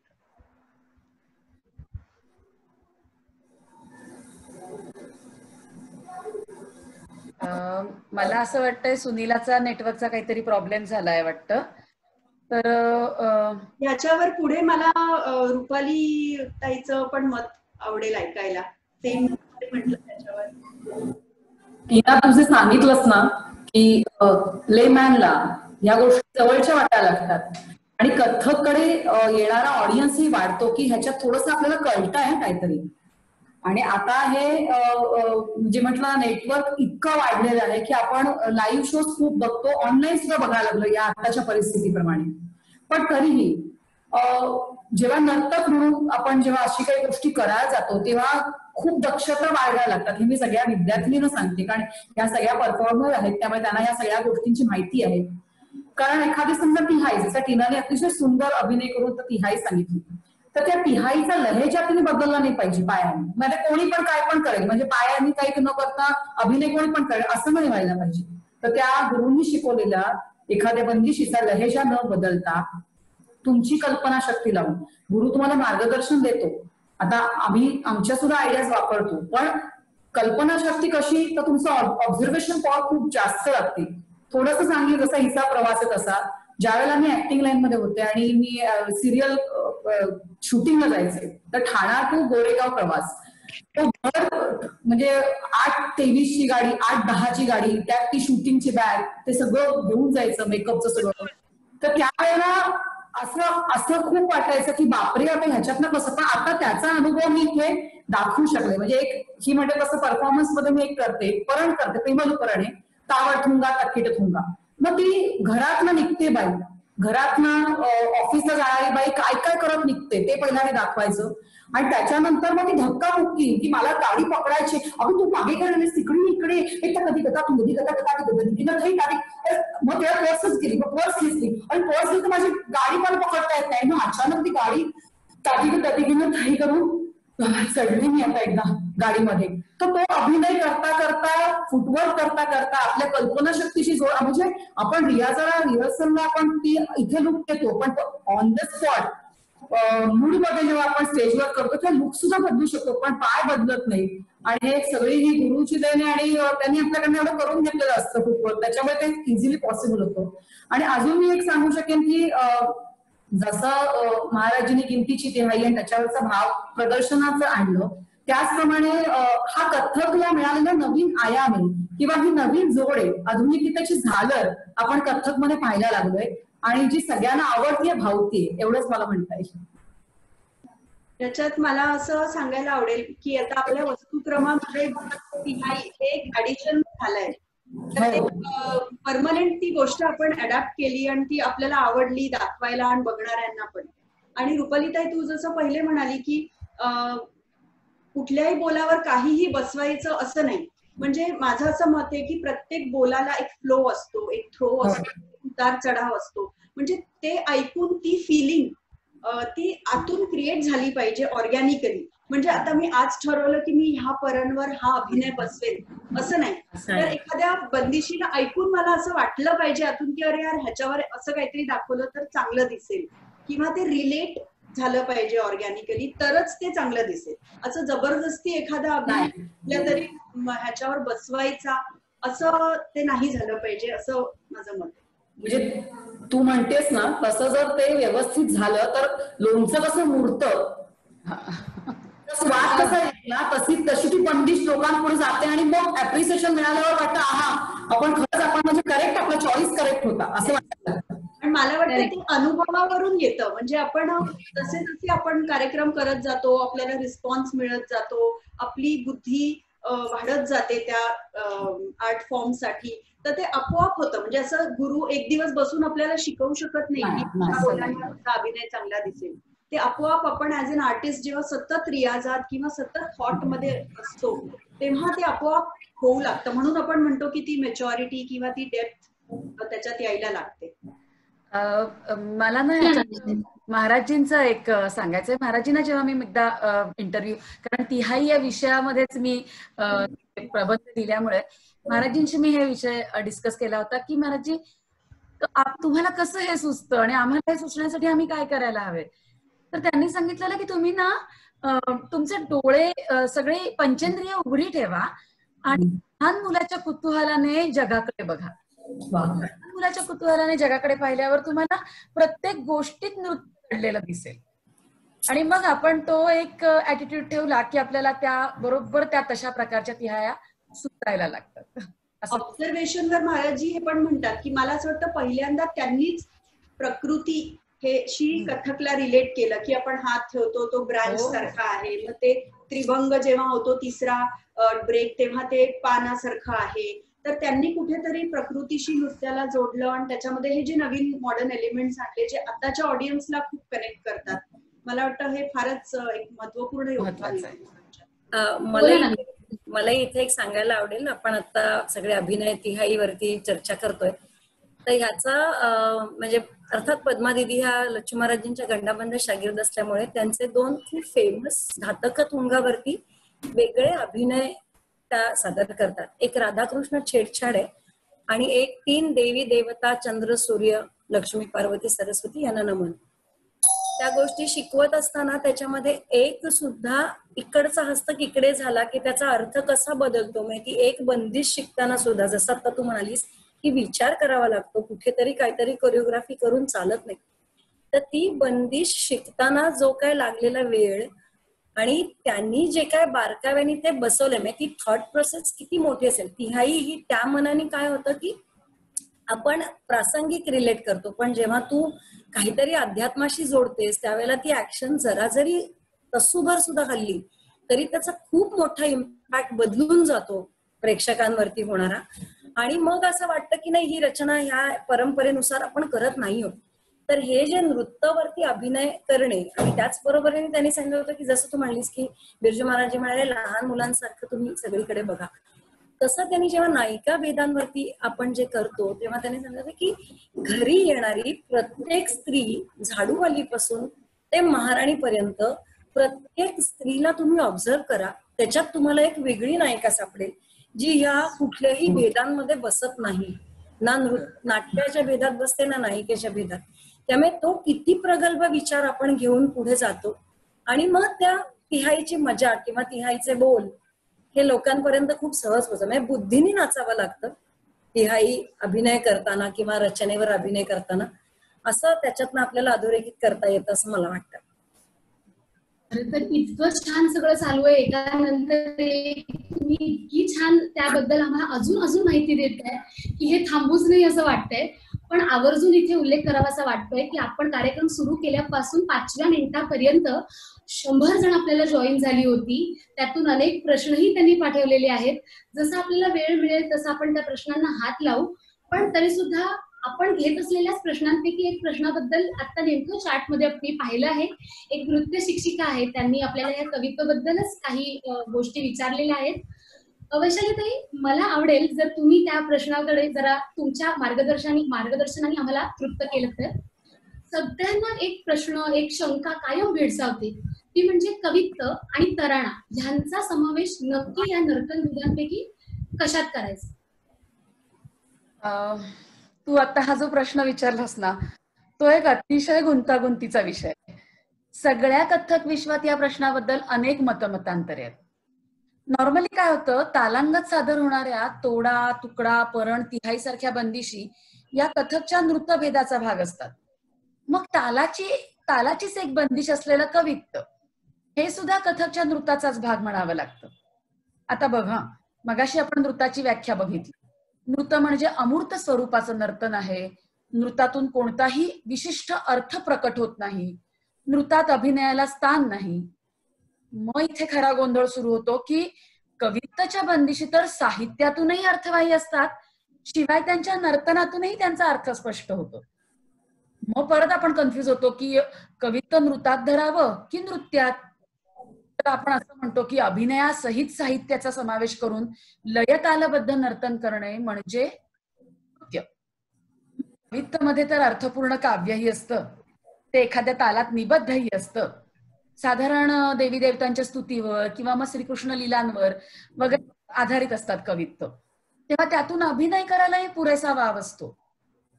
मग इथे कवित्व स्पष्टपणे नृत्याच्या व्याख्येत बसतं. पुन्हा आपला मूळ प्रश्न अनुत्तरित राहिला की कवित्व नृत्य की नृत्य. तर मला वाटतं यावरचा सरळ साधा तोडगा म्हणजे काय, तर कवित्व हे नृत्य आणि नृत्याच्या सीमारेषेवर म्हणजे बाउंड्री लाईनवर बसलेलं आहे. म्हणजे फोर झाली की नाही माहित नाही, बाउंड्री लाईनवरती ते बसलेलं आहे. ते काय रिप्ले बघायला लागतो ना पुन्हा, असं ते मला वाटतं. जिथे नृत्याचं अमूर्तपण संपतं आणि नृत्याचं मूर्त स्वरूप साकारण्याची सुरुवात होते ना, तिथे कवित्वाचं स्थान आहे. जसं छोट्याशा ट्रेलरवरून संपूर्ण पिक्चरचा अंदाज येतो, तसं कवित्व म्हणजे आपण असं म्हणावं असं वाटतं पिक्चर अभि बाकी आहे. कवित्व म्हणजे नृत्य आणि नृत्यांगाचं ट्रेलर आहे असं म्हणूया आपण. तर मला वाटतं हा प्रश्न प्रत्येकाने आपापल्या नर्तनातून सोडवावा हेच उत्तम. जेव्हा कवित्व सादरीकरणात त्याचा छंदाचा ठेका पकडून निव्वळ हस्ताभिनय आणि पदन्यासाच्या माध्यमातून ते सादर केलं जातं तेव्हा ते नृत्य. आणि जेव्हा अभिनयावरती भर दिला जातो तेव्हा ते नृत्य असं मला तरी वाटतं. तराणाचा प्रश्न घेऊ आधी मी. तराण्याच्या बाबतीत मात्र तराणा हा खूप जास्त नृत्य अंगाकडे झुकलेला आपल्याला स्पष्ट दिसून येतो. म्हणून त्याचा समावेश मी तरी नृत्य अंगात करीन. त्यासाठी आपल्याला कथक नृत्यात तराण्याचा समावेश कसा केला गेला या इतिहासात थोडंसं डोकावं लागेल. नटराज पंडित गोपीकृष्ण यांनी कथकमध्ये तराणा सादर करण्याची प्रथा सुरू केली. गोपीजीनं कथक नृत्याबरोबर भरतनाट्यमही शिकत असत. आणि भरतनाट्यम मध्ये बघा आपल्याला माहितीये की तिल्लाणा सादर केला जातो. तिथेही तो कर्नाटक संगीतात गायला जाणारा पण एक शुद्ध नृत्यात सादर होणारा प्रकार आहे. तर गोपीजींनी आपल्या गायक सहकाऱ्यांशी चर्चा केली आणि त्यांना म्हटलं की हिंदुस्थानी संगीतात कथकसाठी अशा रचना करा असं त्यांना प्रेरित केलं. आणि मग तिल्लाण्याच्या बंदिशीवर आधारित गोपीजींनी दीम तन देरेना किंवा आपण शिकलोय रुपाली, ह्या अशा तराण्याच्या बंदिशी कथकसाठी त्यापासून मग गायला. आणि मग पुढे सगळ्याच कथक गुरूंनी, महाराजीने तर खूपच तराणे रचलेले आहेत आणि कंपोज केलेले आहेत. तर आता हा इतिहास पाहिला ना की मी तराण्याच्या बाबतीमध्ये नियमाला अपवाद हे सूत्र ठरते आधार, की लॉजिकली बघितलं तर तराणा हा उपशास्त्रीय गायकीचा प्रकार आहे आणि साधारणतः गायनाबरोबर नर्तन म्हटलं की त्याचा नृत्य अंगात समावेश होतो. पण तराणा इथे अपवाद ठरतो, कारण गायक तराण्याची बंदिश गात असला ना तरी तराणा म्हणजे तीन शब्दांची एखाद्या रागात बांधलेली तालबद्ध रचना असते. शिवाय त्याचं नृत्यात्मक सादरीकरण हे सुद्धा ऍबस्ट्रॅक्ट स्वरूपाचं असतं, तालप्रधान असतं आणि मुख्य म्हणजे अर्थवाहीन असतं. त्यामुळे तराणा सादर करताना नर्तकाचा संपूर्ण भर हा अंगिक अभिनयावर असतो, न की मुखज अभिनयावर. त्यामुळे मला असं वाटतं की तराण्याचा समावेश मात्र आपण निश्चितपणे नृत्य अंगात करायला हवा. आता टीना, तुझं मत जाणून घ्यायला आवडेल मला पण. मला असं वाटतं की कवित्त आणि तराणा आपण दोन्हीच नृत्यामध्ये ठेवलं तर जास्त चांगलं आहे असं मला म्हणजे पर्सनली वाटतं. कारण तराण्याबद्दल तर जसं वैशालीताई तू सांगितलंस की जरी शब्द आणि गाणं असलं तरी त्याला अर्थ नसल्यामुळे तो अर्थ आपण डान्स मधून दाखवत नसतो. त्यामुळे अभिनय तो झालाच नाही, फक्त आपण गाण्यावर डान्स करतोय पण तो नृत्यच. आपण त्याच्यात अभिनय किंवा एक्सप्रेशन टाकत नाहीये. जसं आपण एक स्माइल करून तोडापरण करतो तसंच तराणा, तर तो परफेक्टली त्याच्यात फिट होतो नृत्यमध्ये. कवित्तमध्ये का मी नृत्य म्हणेन, कारण जी मेन म्हणजे भर ज्याच्यावर दिली जाते ते तालात, म्हणजे ते शब्द त्या तालात बसलेच पाहिजे असं. आणि रसनिर्मिती ती अभिनयामुळे होत नाहीये. म्हणजे आपण एकाही कॅरेक्टरमध्ये इतक्या वेळ जात नाही की आपण त्याच्यातून ते एस्टॅब्लिश करून लोकांपर्यंत पोहोचतोय. अगदी एकेका शब्दावर एक एक ऍक्शन दाखवून आपण लगेच पुढे जातो, म्हणजे ठहराव नसतो किंवा त्याच्यातून आपण रस निर्मिती करत नसतो. तो आपण तालात बोल बसवलेले आहे आणि त्याच्यावर आपण नाचत असतो. त्यामुळे मला असं वाटतं ते पण कुठेतरी जास्त नृत्याकडेच जावं. म्हणजे बेसिक कविता असेल जसं फॉर एक्झाम्पल एक्झॅक्टली मी तेच आता म्हणत होते. रोहिताईचे स्टुडंट्स दक्ष यज्ञ जे कविता करतात त्याच्यामध्ये ते बऱ्यापैकी मध्ये मध्ये ब्रेक घेतात, मग त्या दोन ओळी ज्या त्यांनी पूर्ण अभिनय सादर करतात, मग पुढच्या ह्याच्यावर जातात त्या लमछड कवितेमध्ये. किंवा ह्यांचे विधा दीदींचे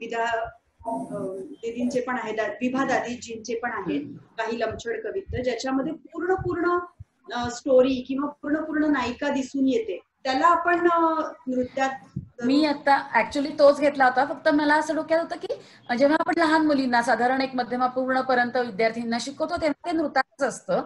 पण मग आपण लमछड कविता घेते आणि आम्ही आता ज्या सुखदेव महाराज बनारस घराण्याचं, तर सुखदेव महाराजांची खूप मोठी लमछड कविता की छान अभिनयात्मक नाचतो. त्याच्यामुळे मग ते असं आहे की म्हणून म्हटलं की प्रत्येकाने आपल्या नर्तनातून सोडवा की नृत्य बाउंड्री लाईन वरती आहे, सीमारेषेवरती आहे. त्यामुळे म्हणून ज्याला जसं आपल्या नर्तनातून सादर करायचंय तसं ते नृत्य किंवा नृत्य असं. हा बोला ना रुपाली, बोला ना. ह्याने सगळ्यांनी खूपच छान सांगितलं. फक्त त्याच्यामध्ये मला अजून एक फरक कसा जाणवतो की ते गाण्यातनं व्यक्त होत नाही, राग नसतो ना त्याच्यामध्ये. कसं की ठराविक अभिनय, ठराविक मुद्रा, ठराविक एक फक्त सूचकता त्याच्यात असते, त्या काव्याची सूचकता की यांना काय म्हणायचंय. बिटवीन द लाईन तिथपर्यंत जातच नाही, फक्त लाईन टू लाईन आपण जातो.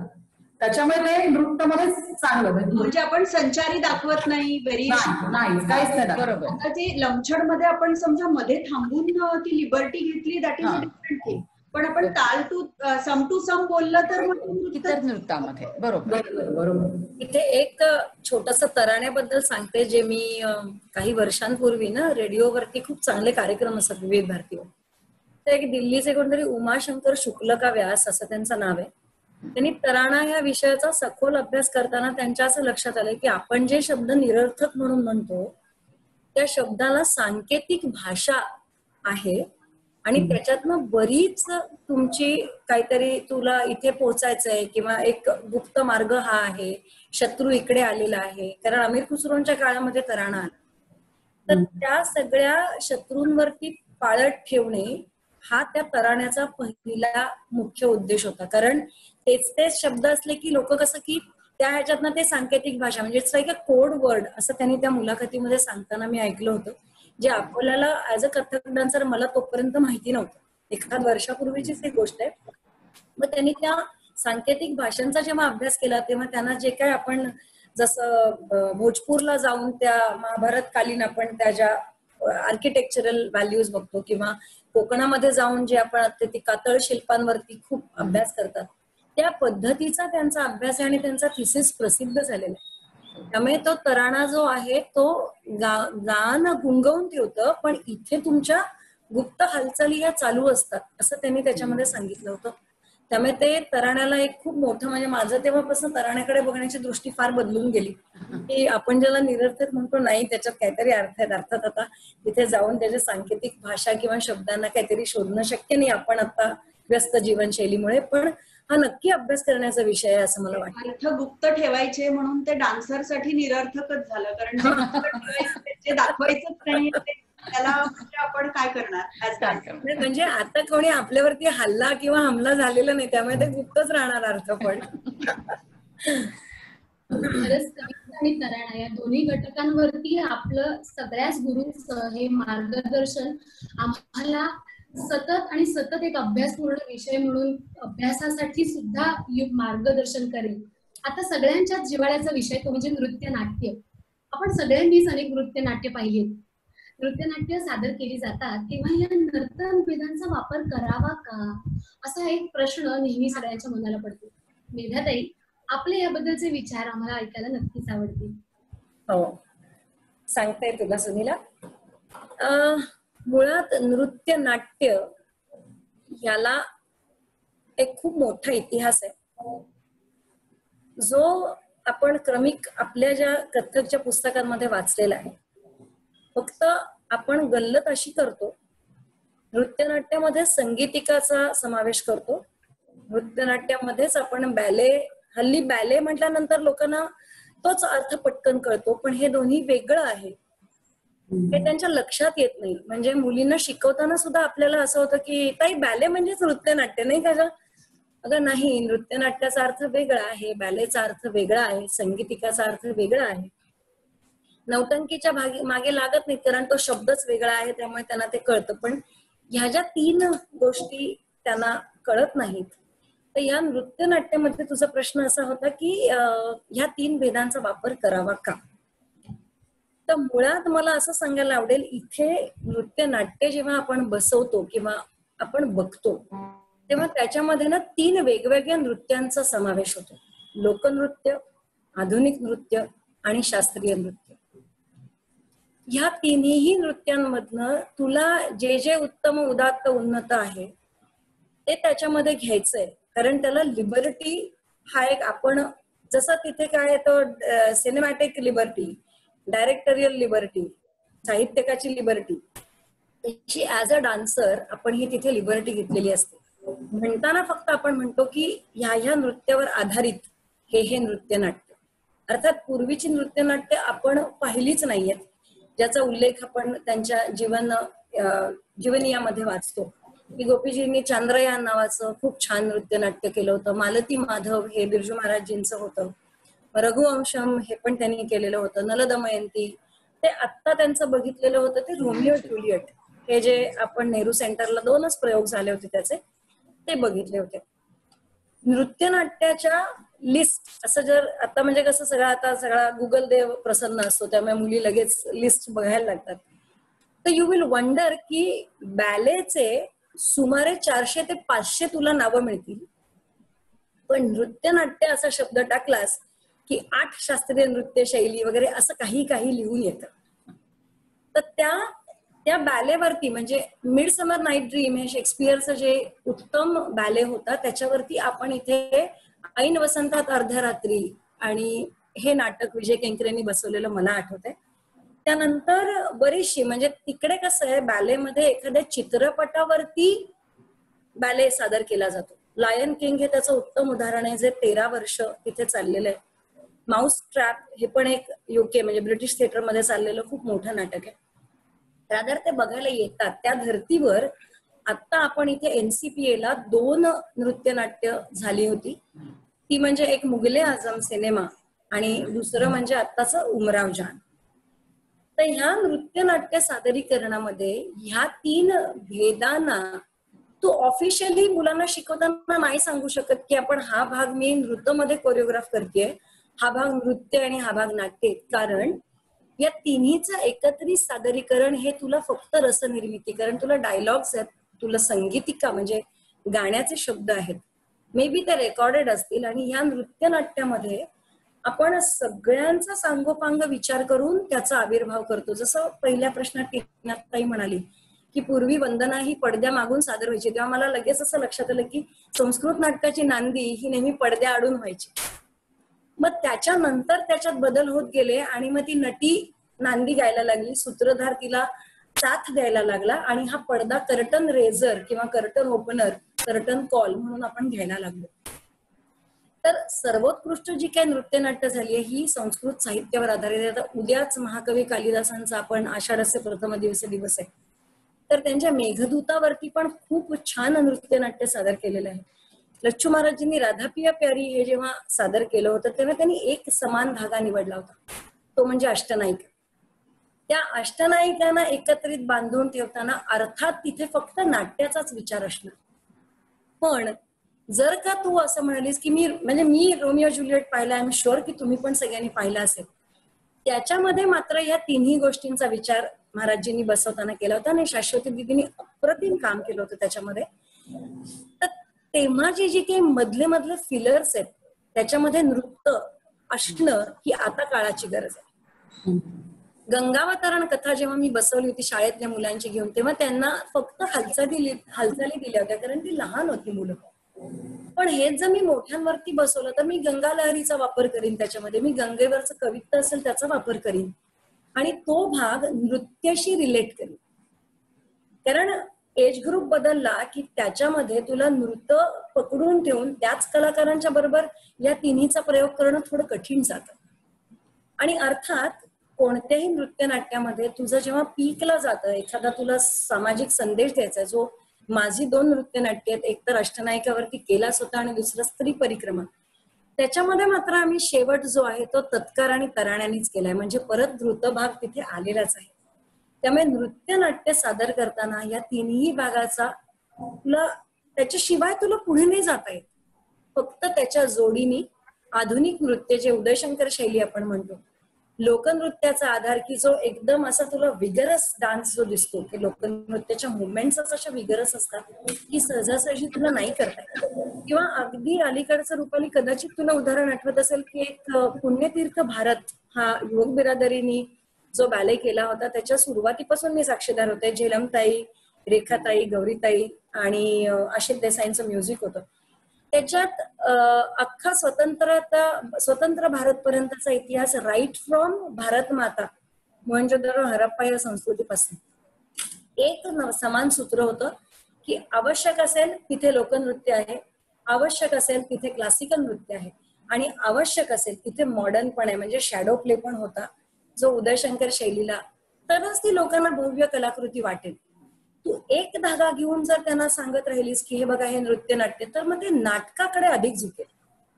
कारण मुळात कसं आहे ना की नाटकामध्ये तुला विविध पात्रांची योजना केलेली आहे सांगायला, आणि नृत्यनाट्यामध्ये तुला ह्या तिन्ही जेव्हा तू अंतर्भाव करतेस तेव्हा त्याच्यामध्ये तुला 4 अभिनय हे घेतल्याशिवाय पुढे जाताच येत नाही. तुला अंगिक अभिनय घ्यावा लागतो, तुला आहारी अभिनय घ्यावाच लागतो, तुला वाचिक अभिनय घ्यावाच लागतो आणि तुला त्याला साजेसा सात्विक अभिनय करावाच लागतो. त्याचं उत्कृष्ट उदाहरण परत सगळ्यांनी बघितलं असेल तर आविष्कार रंगशालाच दुर्गा झाली गौरी, सुकन्याताई होती त्याच्यात, संध्यापुरेच्या आणि दुर्गाचं काम केलं होतं ते. म्हणजे अजूनही खूप लहानपणी पाहिलंय, पण ते ना मेधा, मी होते ते आता ओ बरीच वर्ष मी होते. मग हे माहित नाही, हे आजच कळलंय बघ.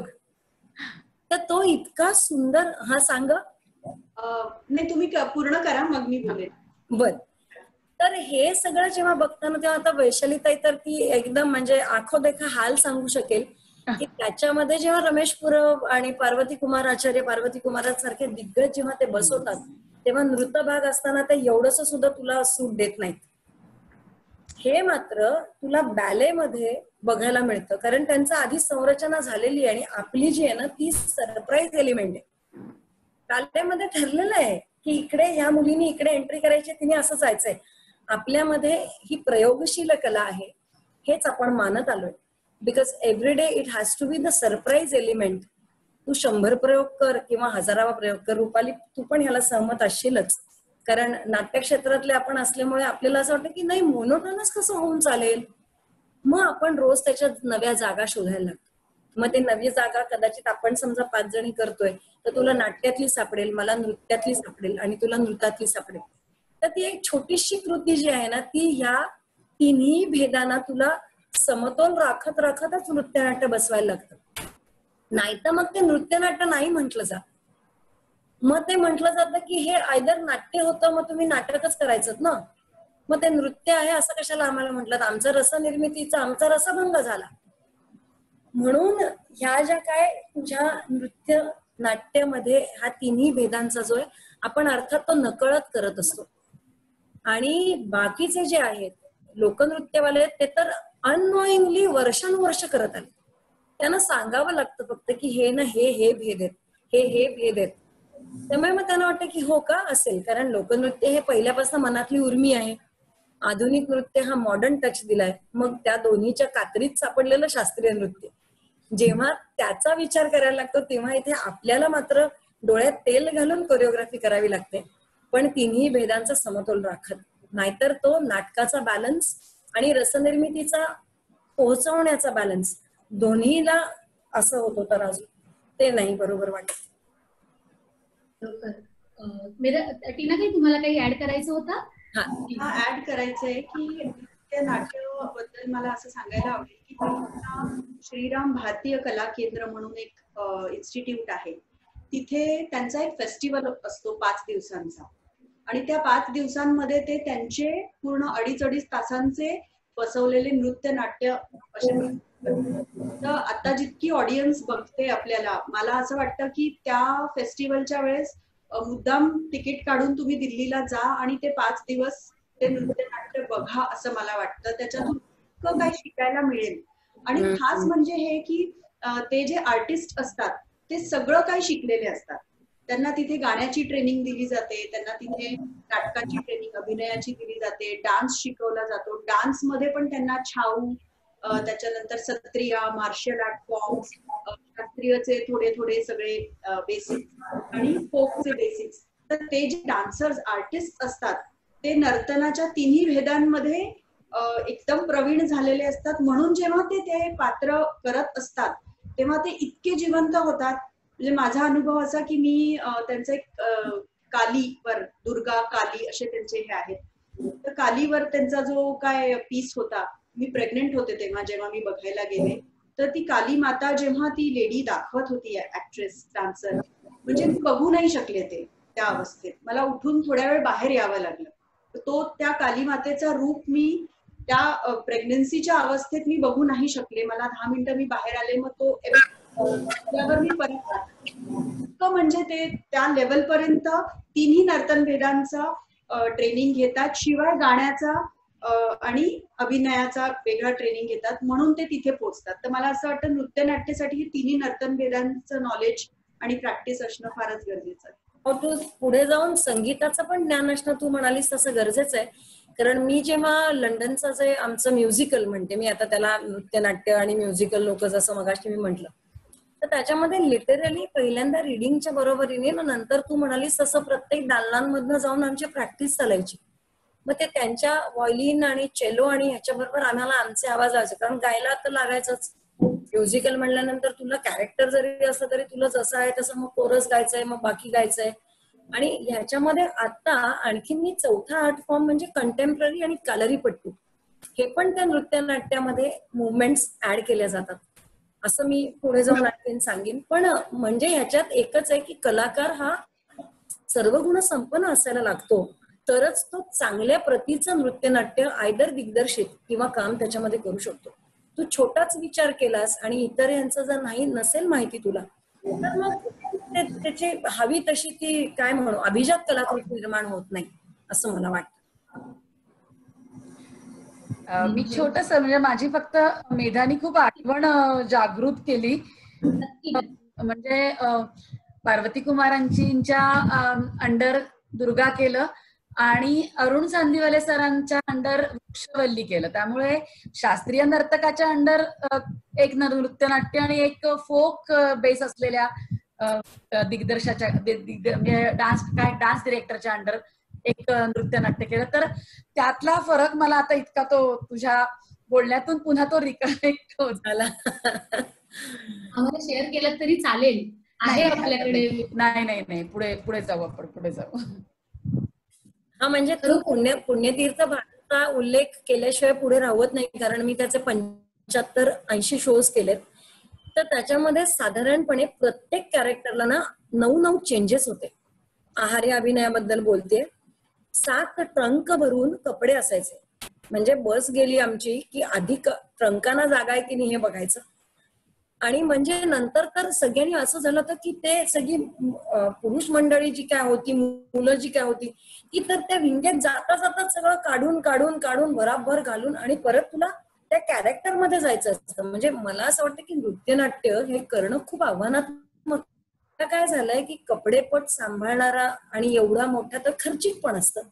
तर आता आपण त्याला सबस्टिट्यूट हे फॅब्रिकनी करतो. अनेक वेळेला कॅरेक्टर्स हे ओढण्या किंवा इतर नदी दाखवायची असेल तर विंग टू विंग तुझं पांढरं हे धरून वगैरे अशी ती वातावरण निर्मिती आणि निर्मिती मूल्य आपण वाढवतो. पण हे चेंजेस करताना जे काय हाल होतात ते प्रत्यक्ष बघितलेले आहेत, कारण आमचे सगळे प्रयोग अतिशय थंड हवेच्या ठिकाणी चंद्रपूर, नागपूर, वर्धा, यवतमाळ असे झालेले असल्यामुळे ते असं मला जाणवतं की ह्याच्यामध्ये खरंच खूप आव्हान असतं आणि आपण मानसिकरित्या आणि शारीरिकरित्या दोन्ही यांनी ते इतके कनेक्ट असतो. कारण हा विषयच भारताचं स्वातंत्र्य, ब्रिटिशांचे अत्याचारवर मध्यंतर व्हायचं आणि नंतर तिथून पुढे ती भारत माता काय करेल पोर्ट्रे. त्यामुळे ते सगळे इमोशन्स दाखवणे हे नृत्यनाट्यामध्ये म्हणजे तो एक वेगळा कमाल अनुभव होता असंच वाटतं मला. तो प्रत्येकाने नृत्यनाट्य नक्की केलंय. ही सावरकरांवरती पण माझ्या मते रुपाली करतेस तू, त्यामुळे तुलाही त्याचा हे अनुभव असणारच आहे. आणि टीना ताईचे पण प्रयोग चालूच असतात. त्यामुळे ह्या नृत्यनाट्य कन्सेप्ट फक्त आता काय झालंय की वेळ जी आहे नृत्यनाट्याची ही नाटकाची जशी दीर्घांकावर येऊन थांबली आहे तशी नृत्यनाट्य पण इंटरव्हल फ्री, ब्रेक फ्री असं जे काय हल्ली चाललंय ती पण तशीच होतात साधारण मला वाटतंय. हा वेदाताई, नृत्य नाट्य या विषयाला आपण दिलेला हा खोल विचार आणि नर्तन वेदांच्या घटकांचा केलेला त्याबद्दलचा वापर, त्याबद्दल तुम्ही जे काही आम्हाला मार्गदर्शन केलं ते खरोखर आम्हाला सगळ्यांना, सगळ्याच प्रेक्षक वर्गाला कायमच लक्षात राहील.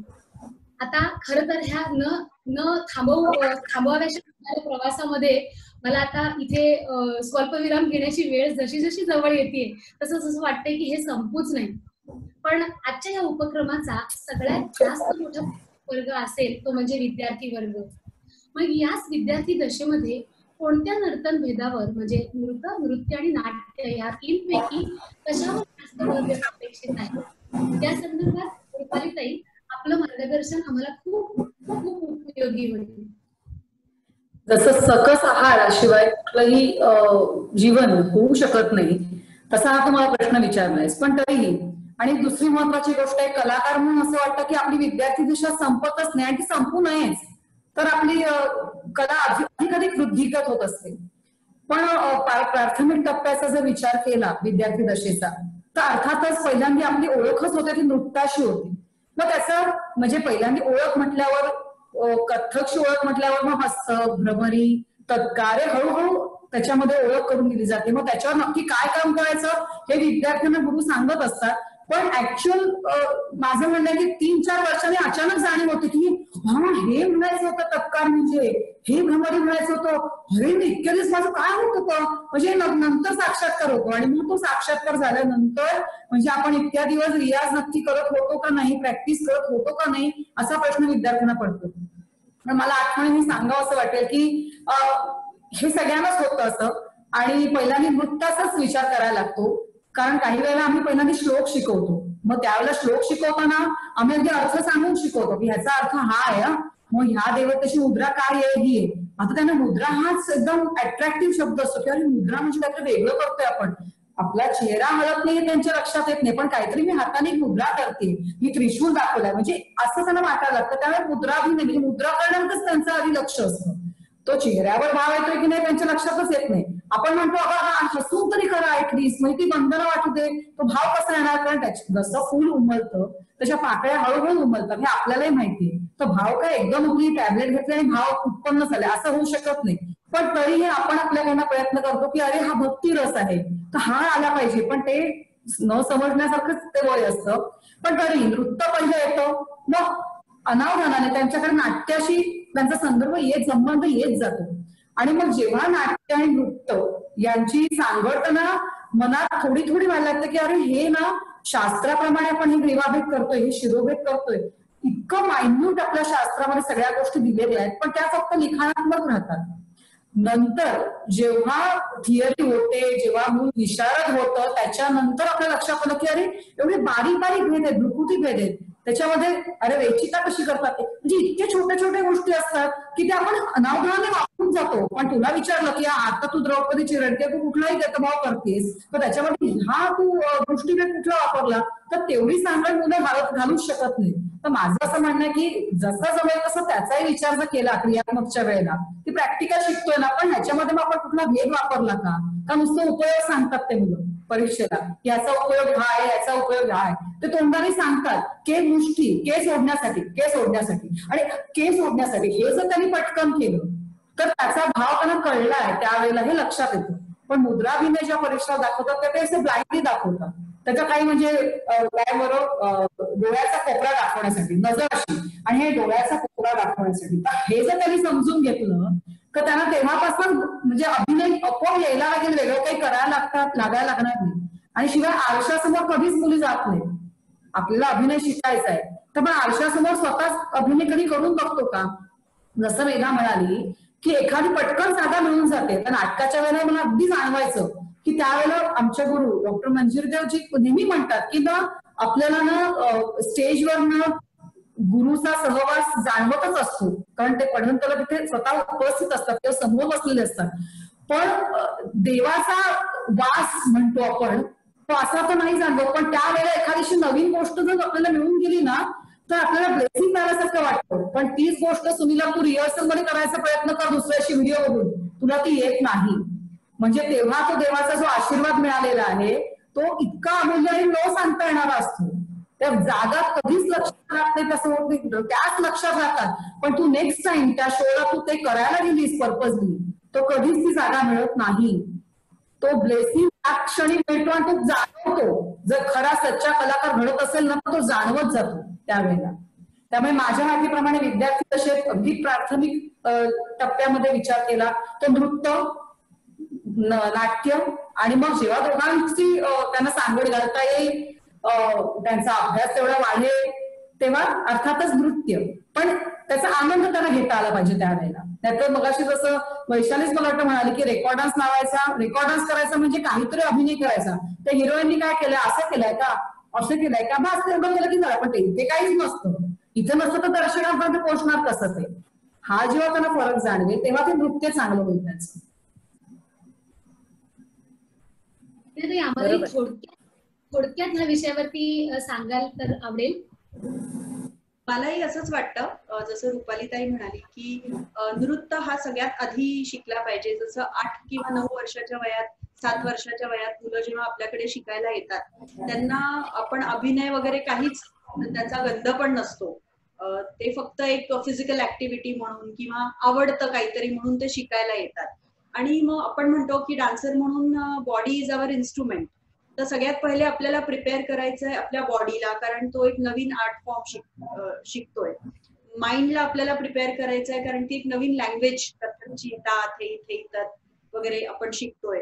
मग माइंड आणि बॉडीचं कोऑर्डिनेशन हा दुसरा स्टेप झाला.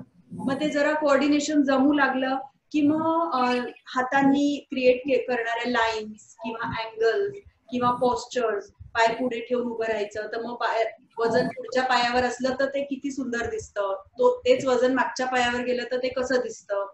तर बेसिकली मला असं वाटतं की सुरुवातीचे मिनिमम 5 वर्ष तरी नृत्य ह्याच्यावरच खूप फोकस केलं पाहिजे. ह्याच्यात एक अजून महत्वपूर्ण गोष्ट आहे स्टॅमिना बिल्डिंग. जेव्हा आपण नृत्य ह्याचा खूप रियाज आणि अभ्यास करतो तेव्हाच आपली बॉडी तयार होते एक परफॉर्मन्स मध्ये. आपल्याला 1 तास नाचायचंय तर आपल्या बॉडीला आपल्याला लहानपणापासून तेवढी वर्ष तयार करावं लागतं, तेव्हा आपण ते सोलो परफॉर्मन्स खेचू शकतो. तर त्याच्यासाठी हे नृत्याचाच अभ्यास जरुरी आहे, कारण अभिनयमध्ये फारसा असा आपला फिजिकल स्टॅमिना वाढवण्यासारखा काही अभ्यास होत नसतो. तर बिगिनिंगचे 5 ते 7 वर्ष जर आपण खूप सुंदर नृत्यावर लक्ष दिलं, आपला डान्स आय प्लीजिंग झाला, न्यूअन्सेस आपण शिकलो आणि एस्थेटिकली खूप सुंदर झालं की मग इतक्या सहजपणे आपण कॅरेक्टर्स किंवा गाण्यावर अभिनय करू शकतो. तर जसं उदाहरणार्थ एक क्लासिकल डान्स शिकलेली मुलगी जेव्हा एखाद्या बॉलिवूड सॉंगवर नाचते आणि एक असंच डायरेक्ट बॉलिवूडचं गाणं शिकलेली मुलगी नाचते, तो फरक आपल्याला बरोबर जाणवतो. आणि तिच्यामध्ये इतक्या बारीक बारीक गोष्टी तिला कळत असतात. नजर कशी टाकायची, किती हसायचं, किती बॉडीला मुवमेंट किंवा एनर्जी द्यायची. तर हे सगळं फार नृत्यच प्रॅक्टिस करून हे सगळं यायला लागतं. मग आपण जातो नाट्याकडे. पण नाट्याचा पण जो बेस आहे तो आहे गतनिकास. म्हणजे गतभावाचा बेस आहे गतनिकास. कारण राधा कशी असते, ती कशी चालते, पुढे मागे कसं जायचं, कृष्ण कसा असतो, हे शिकल्याशिवाय आपण ठुमरी शिकू हा गतभाव मध्ये आपण ते कॅरेक्टर्स उभे करू शकत नाही. तर नाट्य आणि नृत्य दोन्हीचाच बेस जो क्रिएट होतो तो आपला नृत्यातूनच होतो. तर इथे मी एक उदाहरण देईन. द्रौपदी वस्त्रहरण जेव्हा आपण दाखवतो त्याच्यात आपण 7-8 मेल कॅरेक्टर्स दाखवतो. दुर्योधन, दुःशासन, शकुनी, इकडे 5 पांडव. तर इतके मेल कॅरेक्टर्स दाखवणं तेच पहिलं खूप अवघड, कारण आपण तोपर्यंत फक्त फिमेल कॅरेक्टर्स, सॉफ्ट कॅरेक्टर्स, नायक, कृष्ण असंच दाखवत असतो. तर मग त्या ह्याच्यात जी बॉडी लँग्वेज मध्ये आपली फिनिशिंग पाहिजे ती आपल्याला नृत्यातूनच येते. नेगेटिव्ह कॅरेक्टर कसा दाखवायचा किंवा पॉझिटिव्ह, दोघं सेम आहे, दोघं शूरवीर आहे, ताकदवर आहे, पण पॉझिटिव्ह आणि नेगेटिव्हचा फरक कसा दाखवायचा. मला असं वाटतं नृत्य जर खूप छान आपण बॉडीला तयार केलं तर मग जसं वय वाढतं, आपलं वाचन वाढतं, आपले आयुष्यातल्या अनुभवातून आपण सगळ्या गोष्टी शिकायला लागतो. नाट्य आणि नृत्य शिकणं सोपं पडतं आणि मग ते आपण सेकंड आणि थर्ड ह्याच्यावर ठेवू शकतो. आणि ते नेव्हर एंडिंग आहे. म्हणजे आजपर्यंतही आपण ते शिकतोच आहे, काही ना काही बघून, लोकांना ऑब्झर्व करून, सिनियर्सचे परफॉर्मन्सेस बघून. तर जसं रुपालीताई म्हणाली की एक बॅलन्स डाएट, म्हणजे असं ज्याच्यात सगळं काही असलं पाहिजे. तर आपल्या ट्रेनिंग मध्ये सगळं काही असलं पाहिजे, पण मग ते जसं सलाद आधी खायचा आणि मग डेझर्ट्स नंतर खायचे आणि मध्ये जेवण व्यवस्थित जेवायचं, ते आपण तसं ठरवून जर ट्रेनिंग घेतली तर मला असं वाटतं 10 ते 12 वर्षात खूप छान विद्यार्थी एका चांगल्या लेवल पर्यंत पोहोचू शकतो. जास्त सांगत आमचे गुरु नेहमी सांगतात की त्यांनी बुजुर्गांची वाक्य अशी ऐकलेली आहेत की तांब्याचं भांड कसं असतं की ते सतत घासत राहावं लागतं. तू 15-20 दिवसांनी घासलं तेवढी चकाकी येत नाही. तसं सगळ्यांनाच हे मान्य आहे की कलाकाराला सतत कार्यक्रम मिळो न मिळो, विद्यार्थी दशा असू दे, कुठल्या पण टप्प्यातली असू दे, सतत त्याचा विचार करणं आणि अभ्यास करणं, रियाज करणं, त्याच्यामुळे तुम्हाला कलेची वृद्धिंगत ती होण्यासाठी उपयोगिता होते. म्हणजे भांड आपण घासतो, तांब्याचं घासत राहिलं पाहिजे, म्हणजे वेळ आली की ते आपल्याला वापरता आलं पाहिजे. हे त्यांचं उदाहरण नेहमी सगळ्यांनीच लक्षात ठेवलं पाहिजे. नक्कीच नक्कीच. म्हणजे थोडक्यात हाच संदेश तुम्हा सर्व गुरुजनांना आमच्या या विद्यार्थी दशेसाठी की there is no shortcut for the best success in the world. आजपर्यंत नर्तनभेद या विषयाला घाबरणाऱ्या किंवा पेपरमध्ये तो विषय ऑप्शनलाच टाकणाऱ्या माझ्या सगळ्या विद्यार्थी मित्रमैत्रिणींना आज या उपक्रमातील बहुमोल मार्गदर्शनामुळे नक्कीच मदत झाली असेल आणि त्या आता अगदी सरसावून बसल्या असतील, उत्साहाने या प्रश्नाची उत्तम तयारी करतील आणि खूप चांगले मार्क्स ते मिळवतील अशी मी खात्री बाळगते. पण शास्त्र हे फक्त मार्क्ससाठी न ठेवता आपल्या संपूर्ण नृत्याला एका अभिजात कलाकृतीपर्यंतच्या प्रवासासाठी पोहोचवण्याचा मार्ग म्हणून वापरावा हीच सदिच्छा. विद्यार्थी दशेतील मार्गदर्शन जसं चांगलं शिष्य तयार होण्यासाठी गरजेचं आहे, तसंच आमच्यासारख्या नृत्य शिक्षिका ज्या आपल्या गुरुचा वारसा नेटाने पुढे नेण्याचा प्रामाणिक प्रयत्न करत आहेत, त्यांच्यासाठी सुद्धा हे मार्गदर्शन अमोल ठरेल. कारण एक चांगला गुणी स्वतःलाही सतत विद्यार्थीच मानणारा नृत्य शिक्षक असेल तरच तो चांगला विद्यार्थी घडवू शकतो असं मला नेहमी वाटतं. आज या उपक्रमाची सांगता करताना मला इथे आवर्जून उल्लेख करावासा वाटतोय तो म्हणजे आता पडद्यावरती जरी मी एका चौकटीत दिसत असले तरी ह्याच्या मागे हातभार असलेल्या माझ्या अनेक मंजिरियन्स आहेत. त्यातील काहींचीच नावं आता घेते कारण आपल्याला वेळेअभावी सगळ्या मंजिरियन्सची नावं इथे घेणं शक्य नाही, पण त्यांच्या सदिच्छा, शुभेच्छा, पाठिंबा हा आम्हाला नेहमी राहील. आजच्या या उपक्रमासाठी अमोल सहभाग दिला होता त्या म्हणजे मंजिरियन्स श्रद्धा भिडे, अमृता साळवी आणि प्रिया जळगावकर. अनेक मंजिरियन्स आता वेगवेगळे उपक्रम ह्या उपक्रमासाठीचे वेगळे विषय घेऊन वेगवेगळ्या पुष्पांसाठी सज्ज आहेत.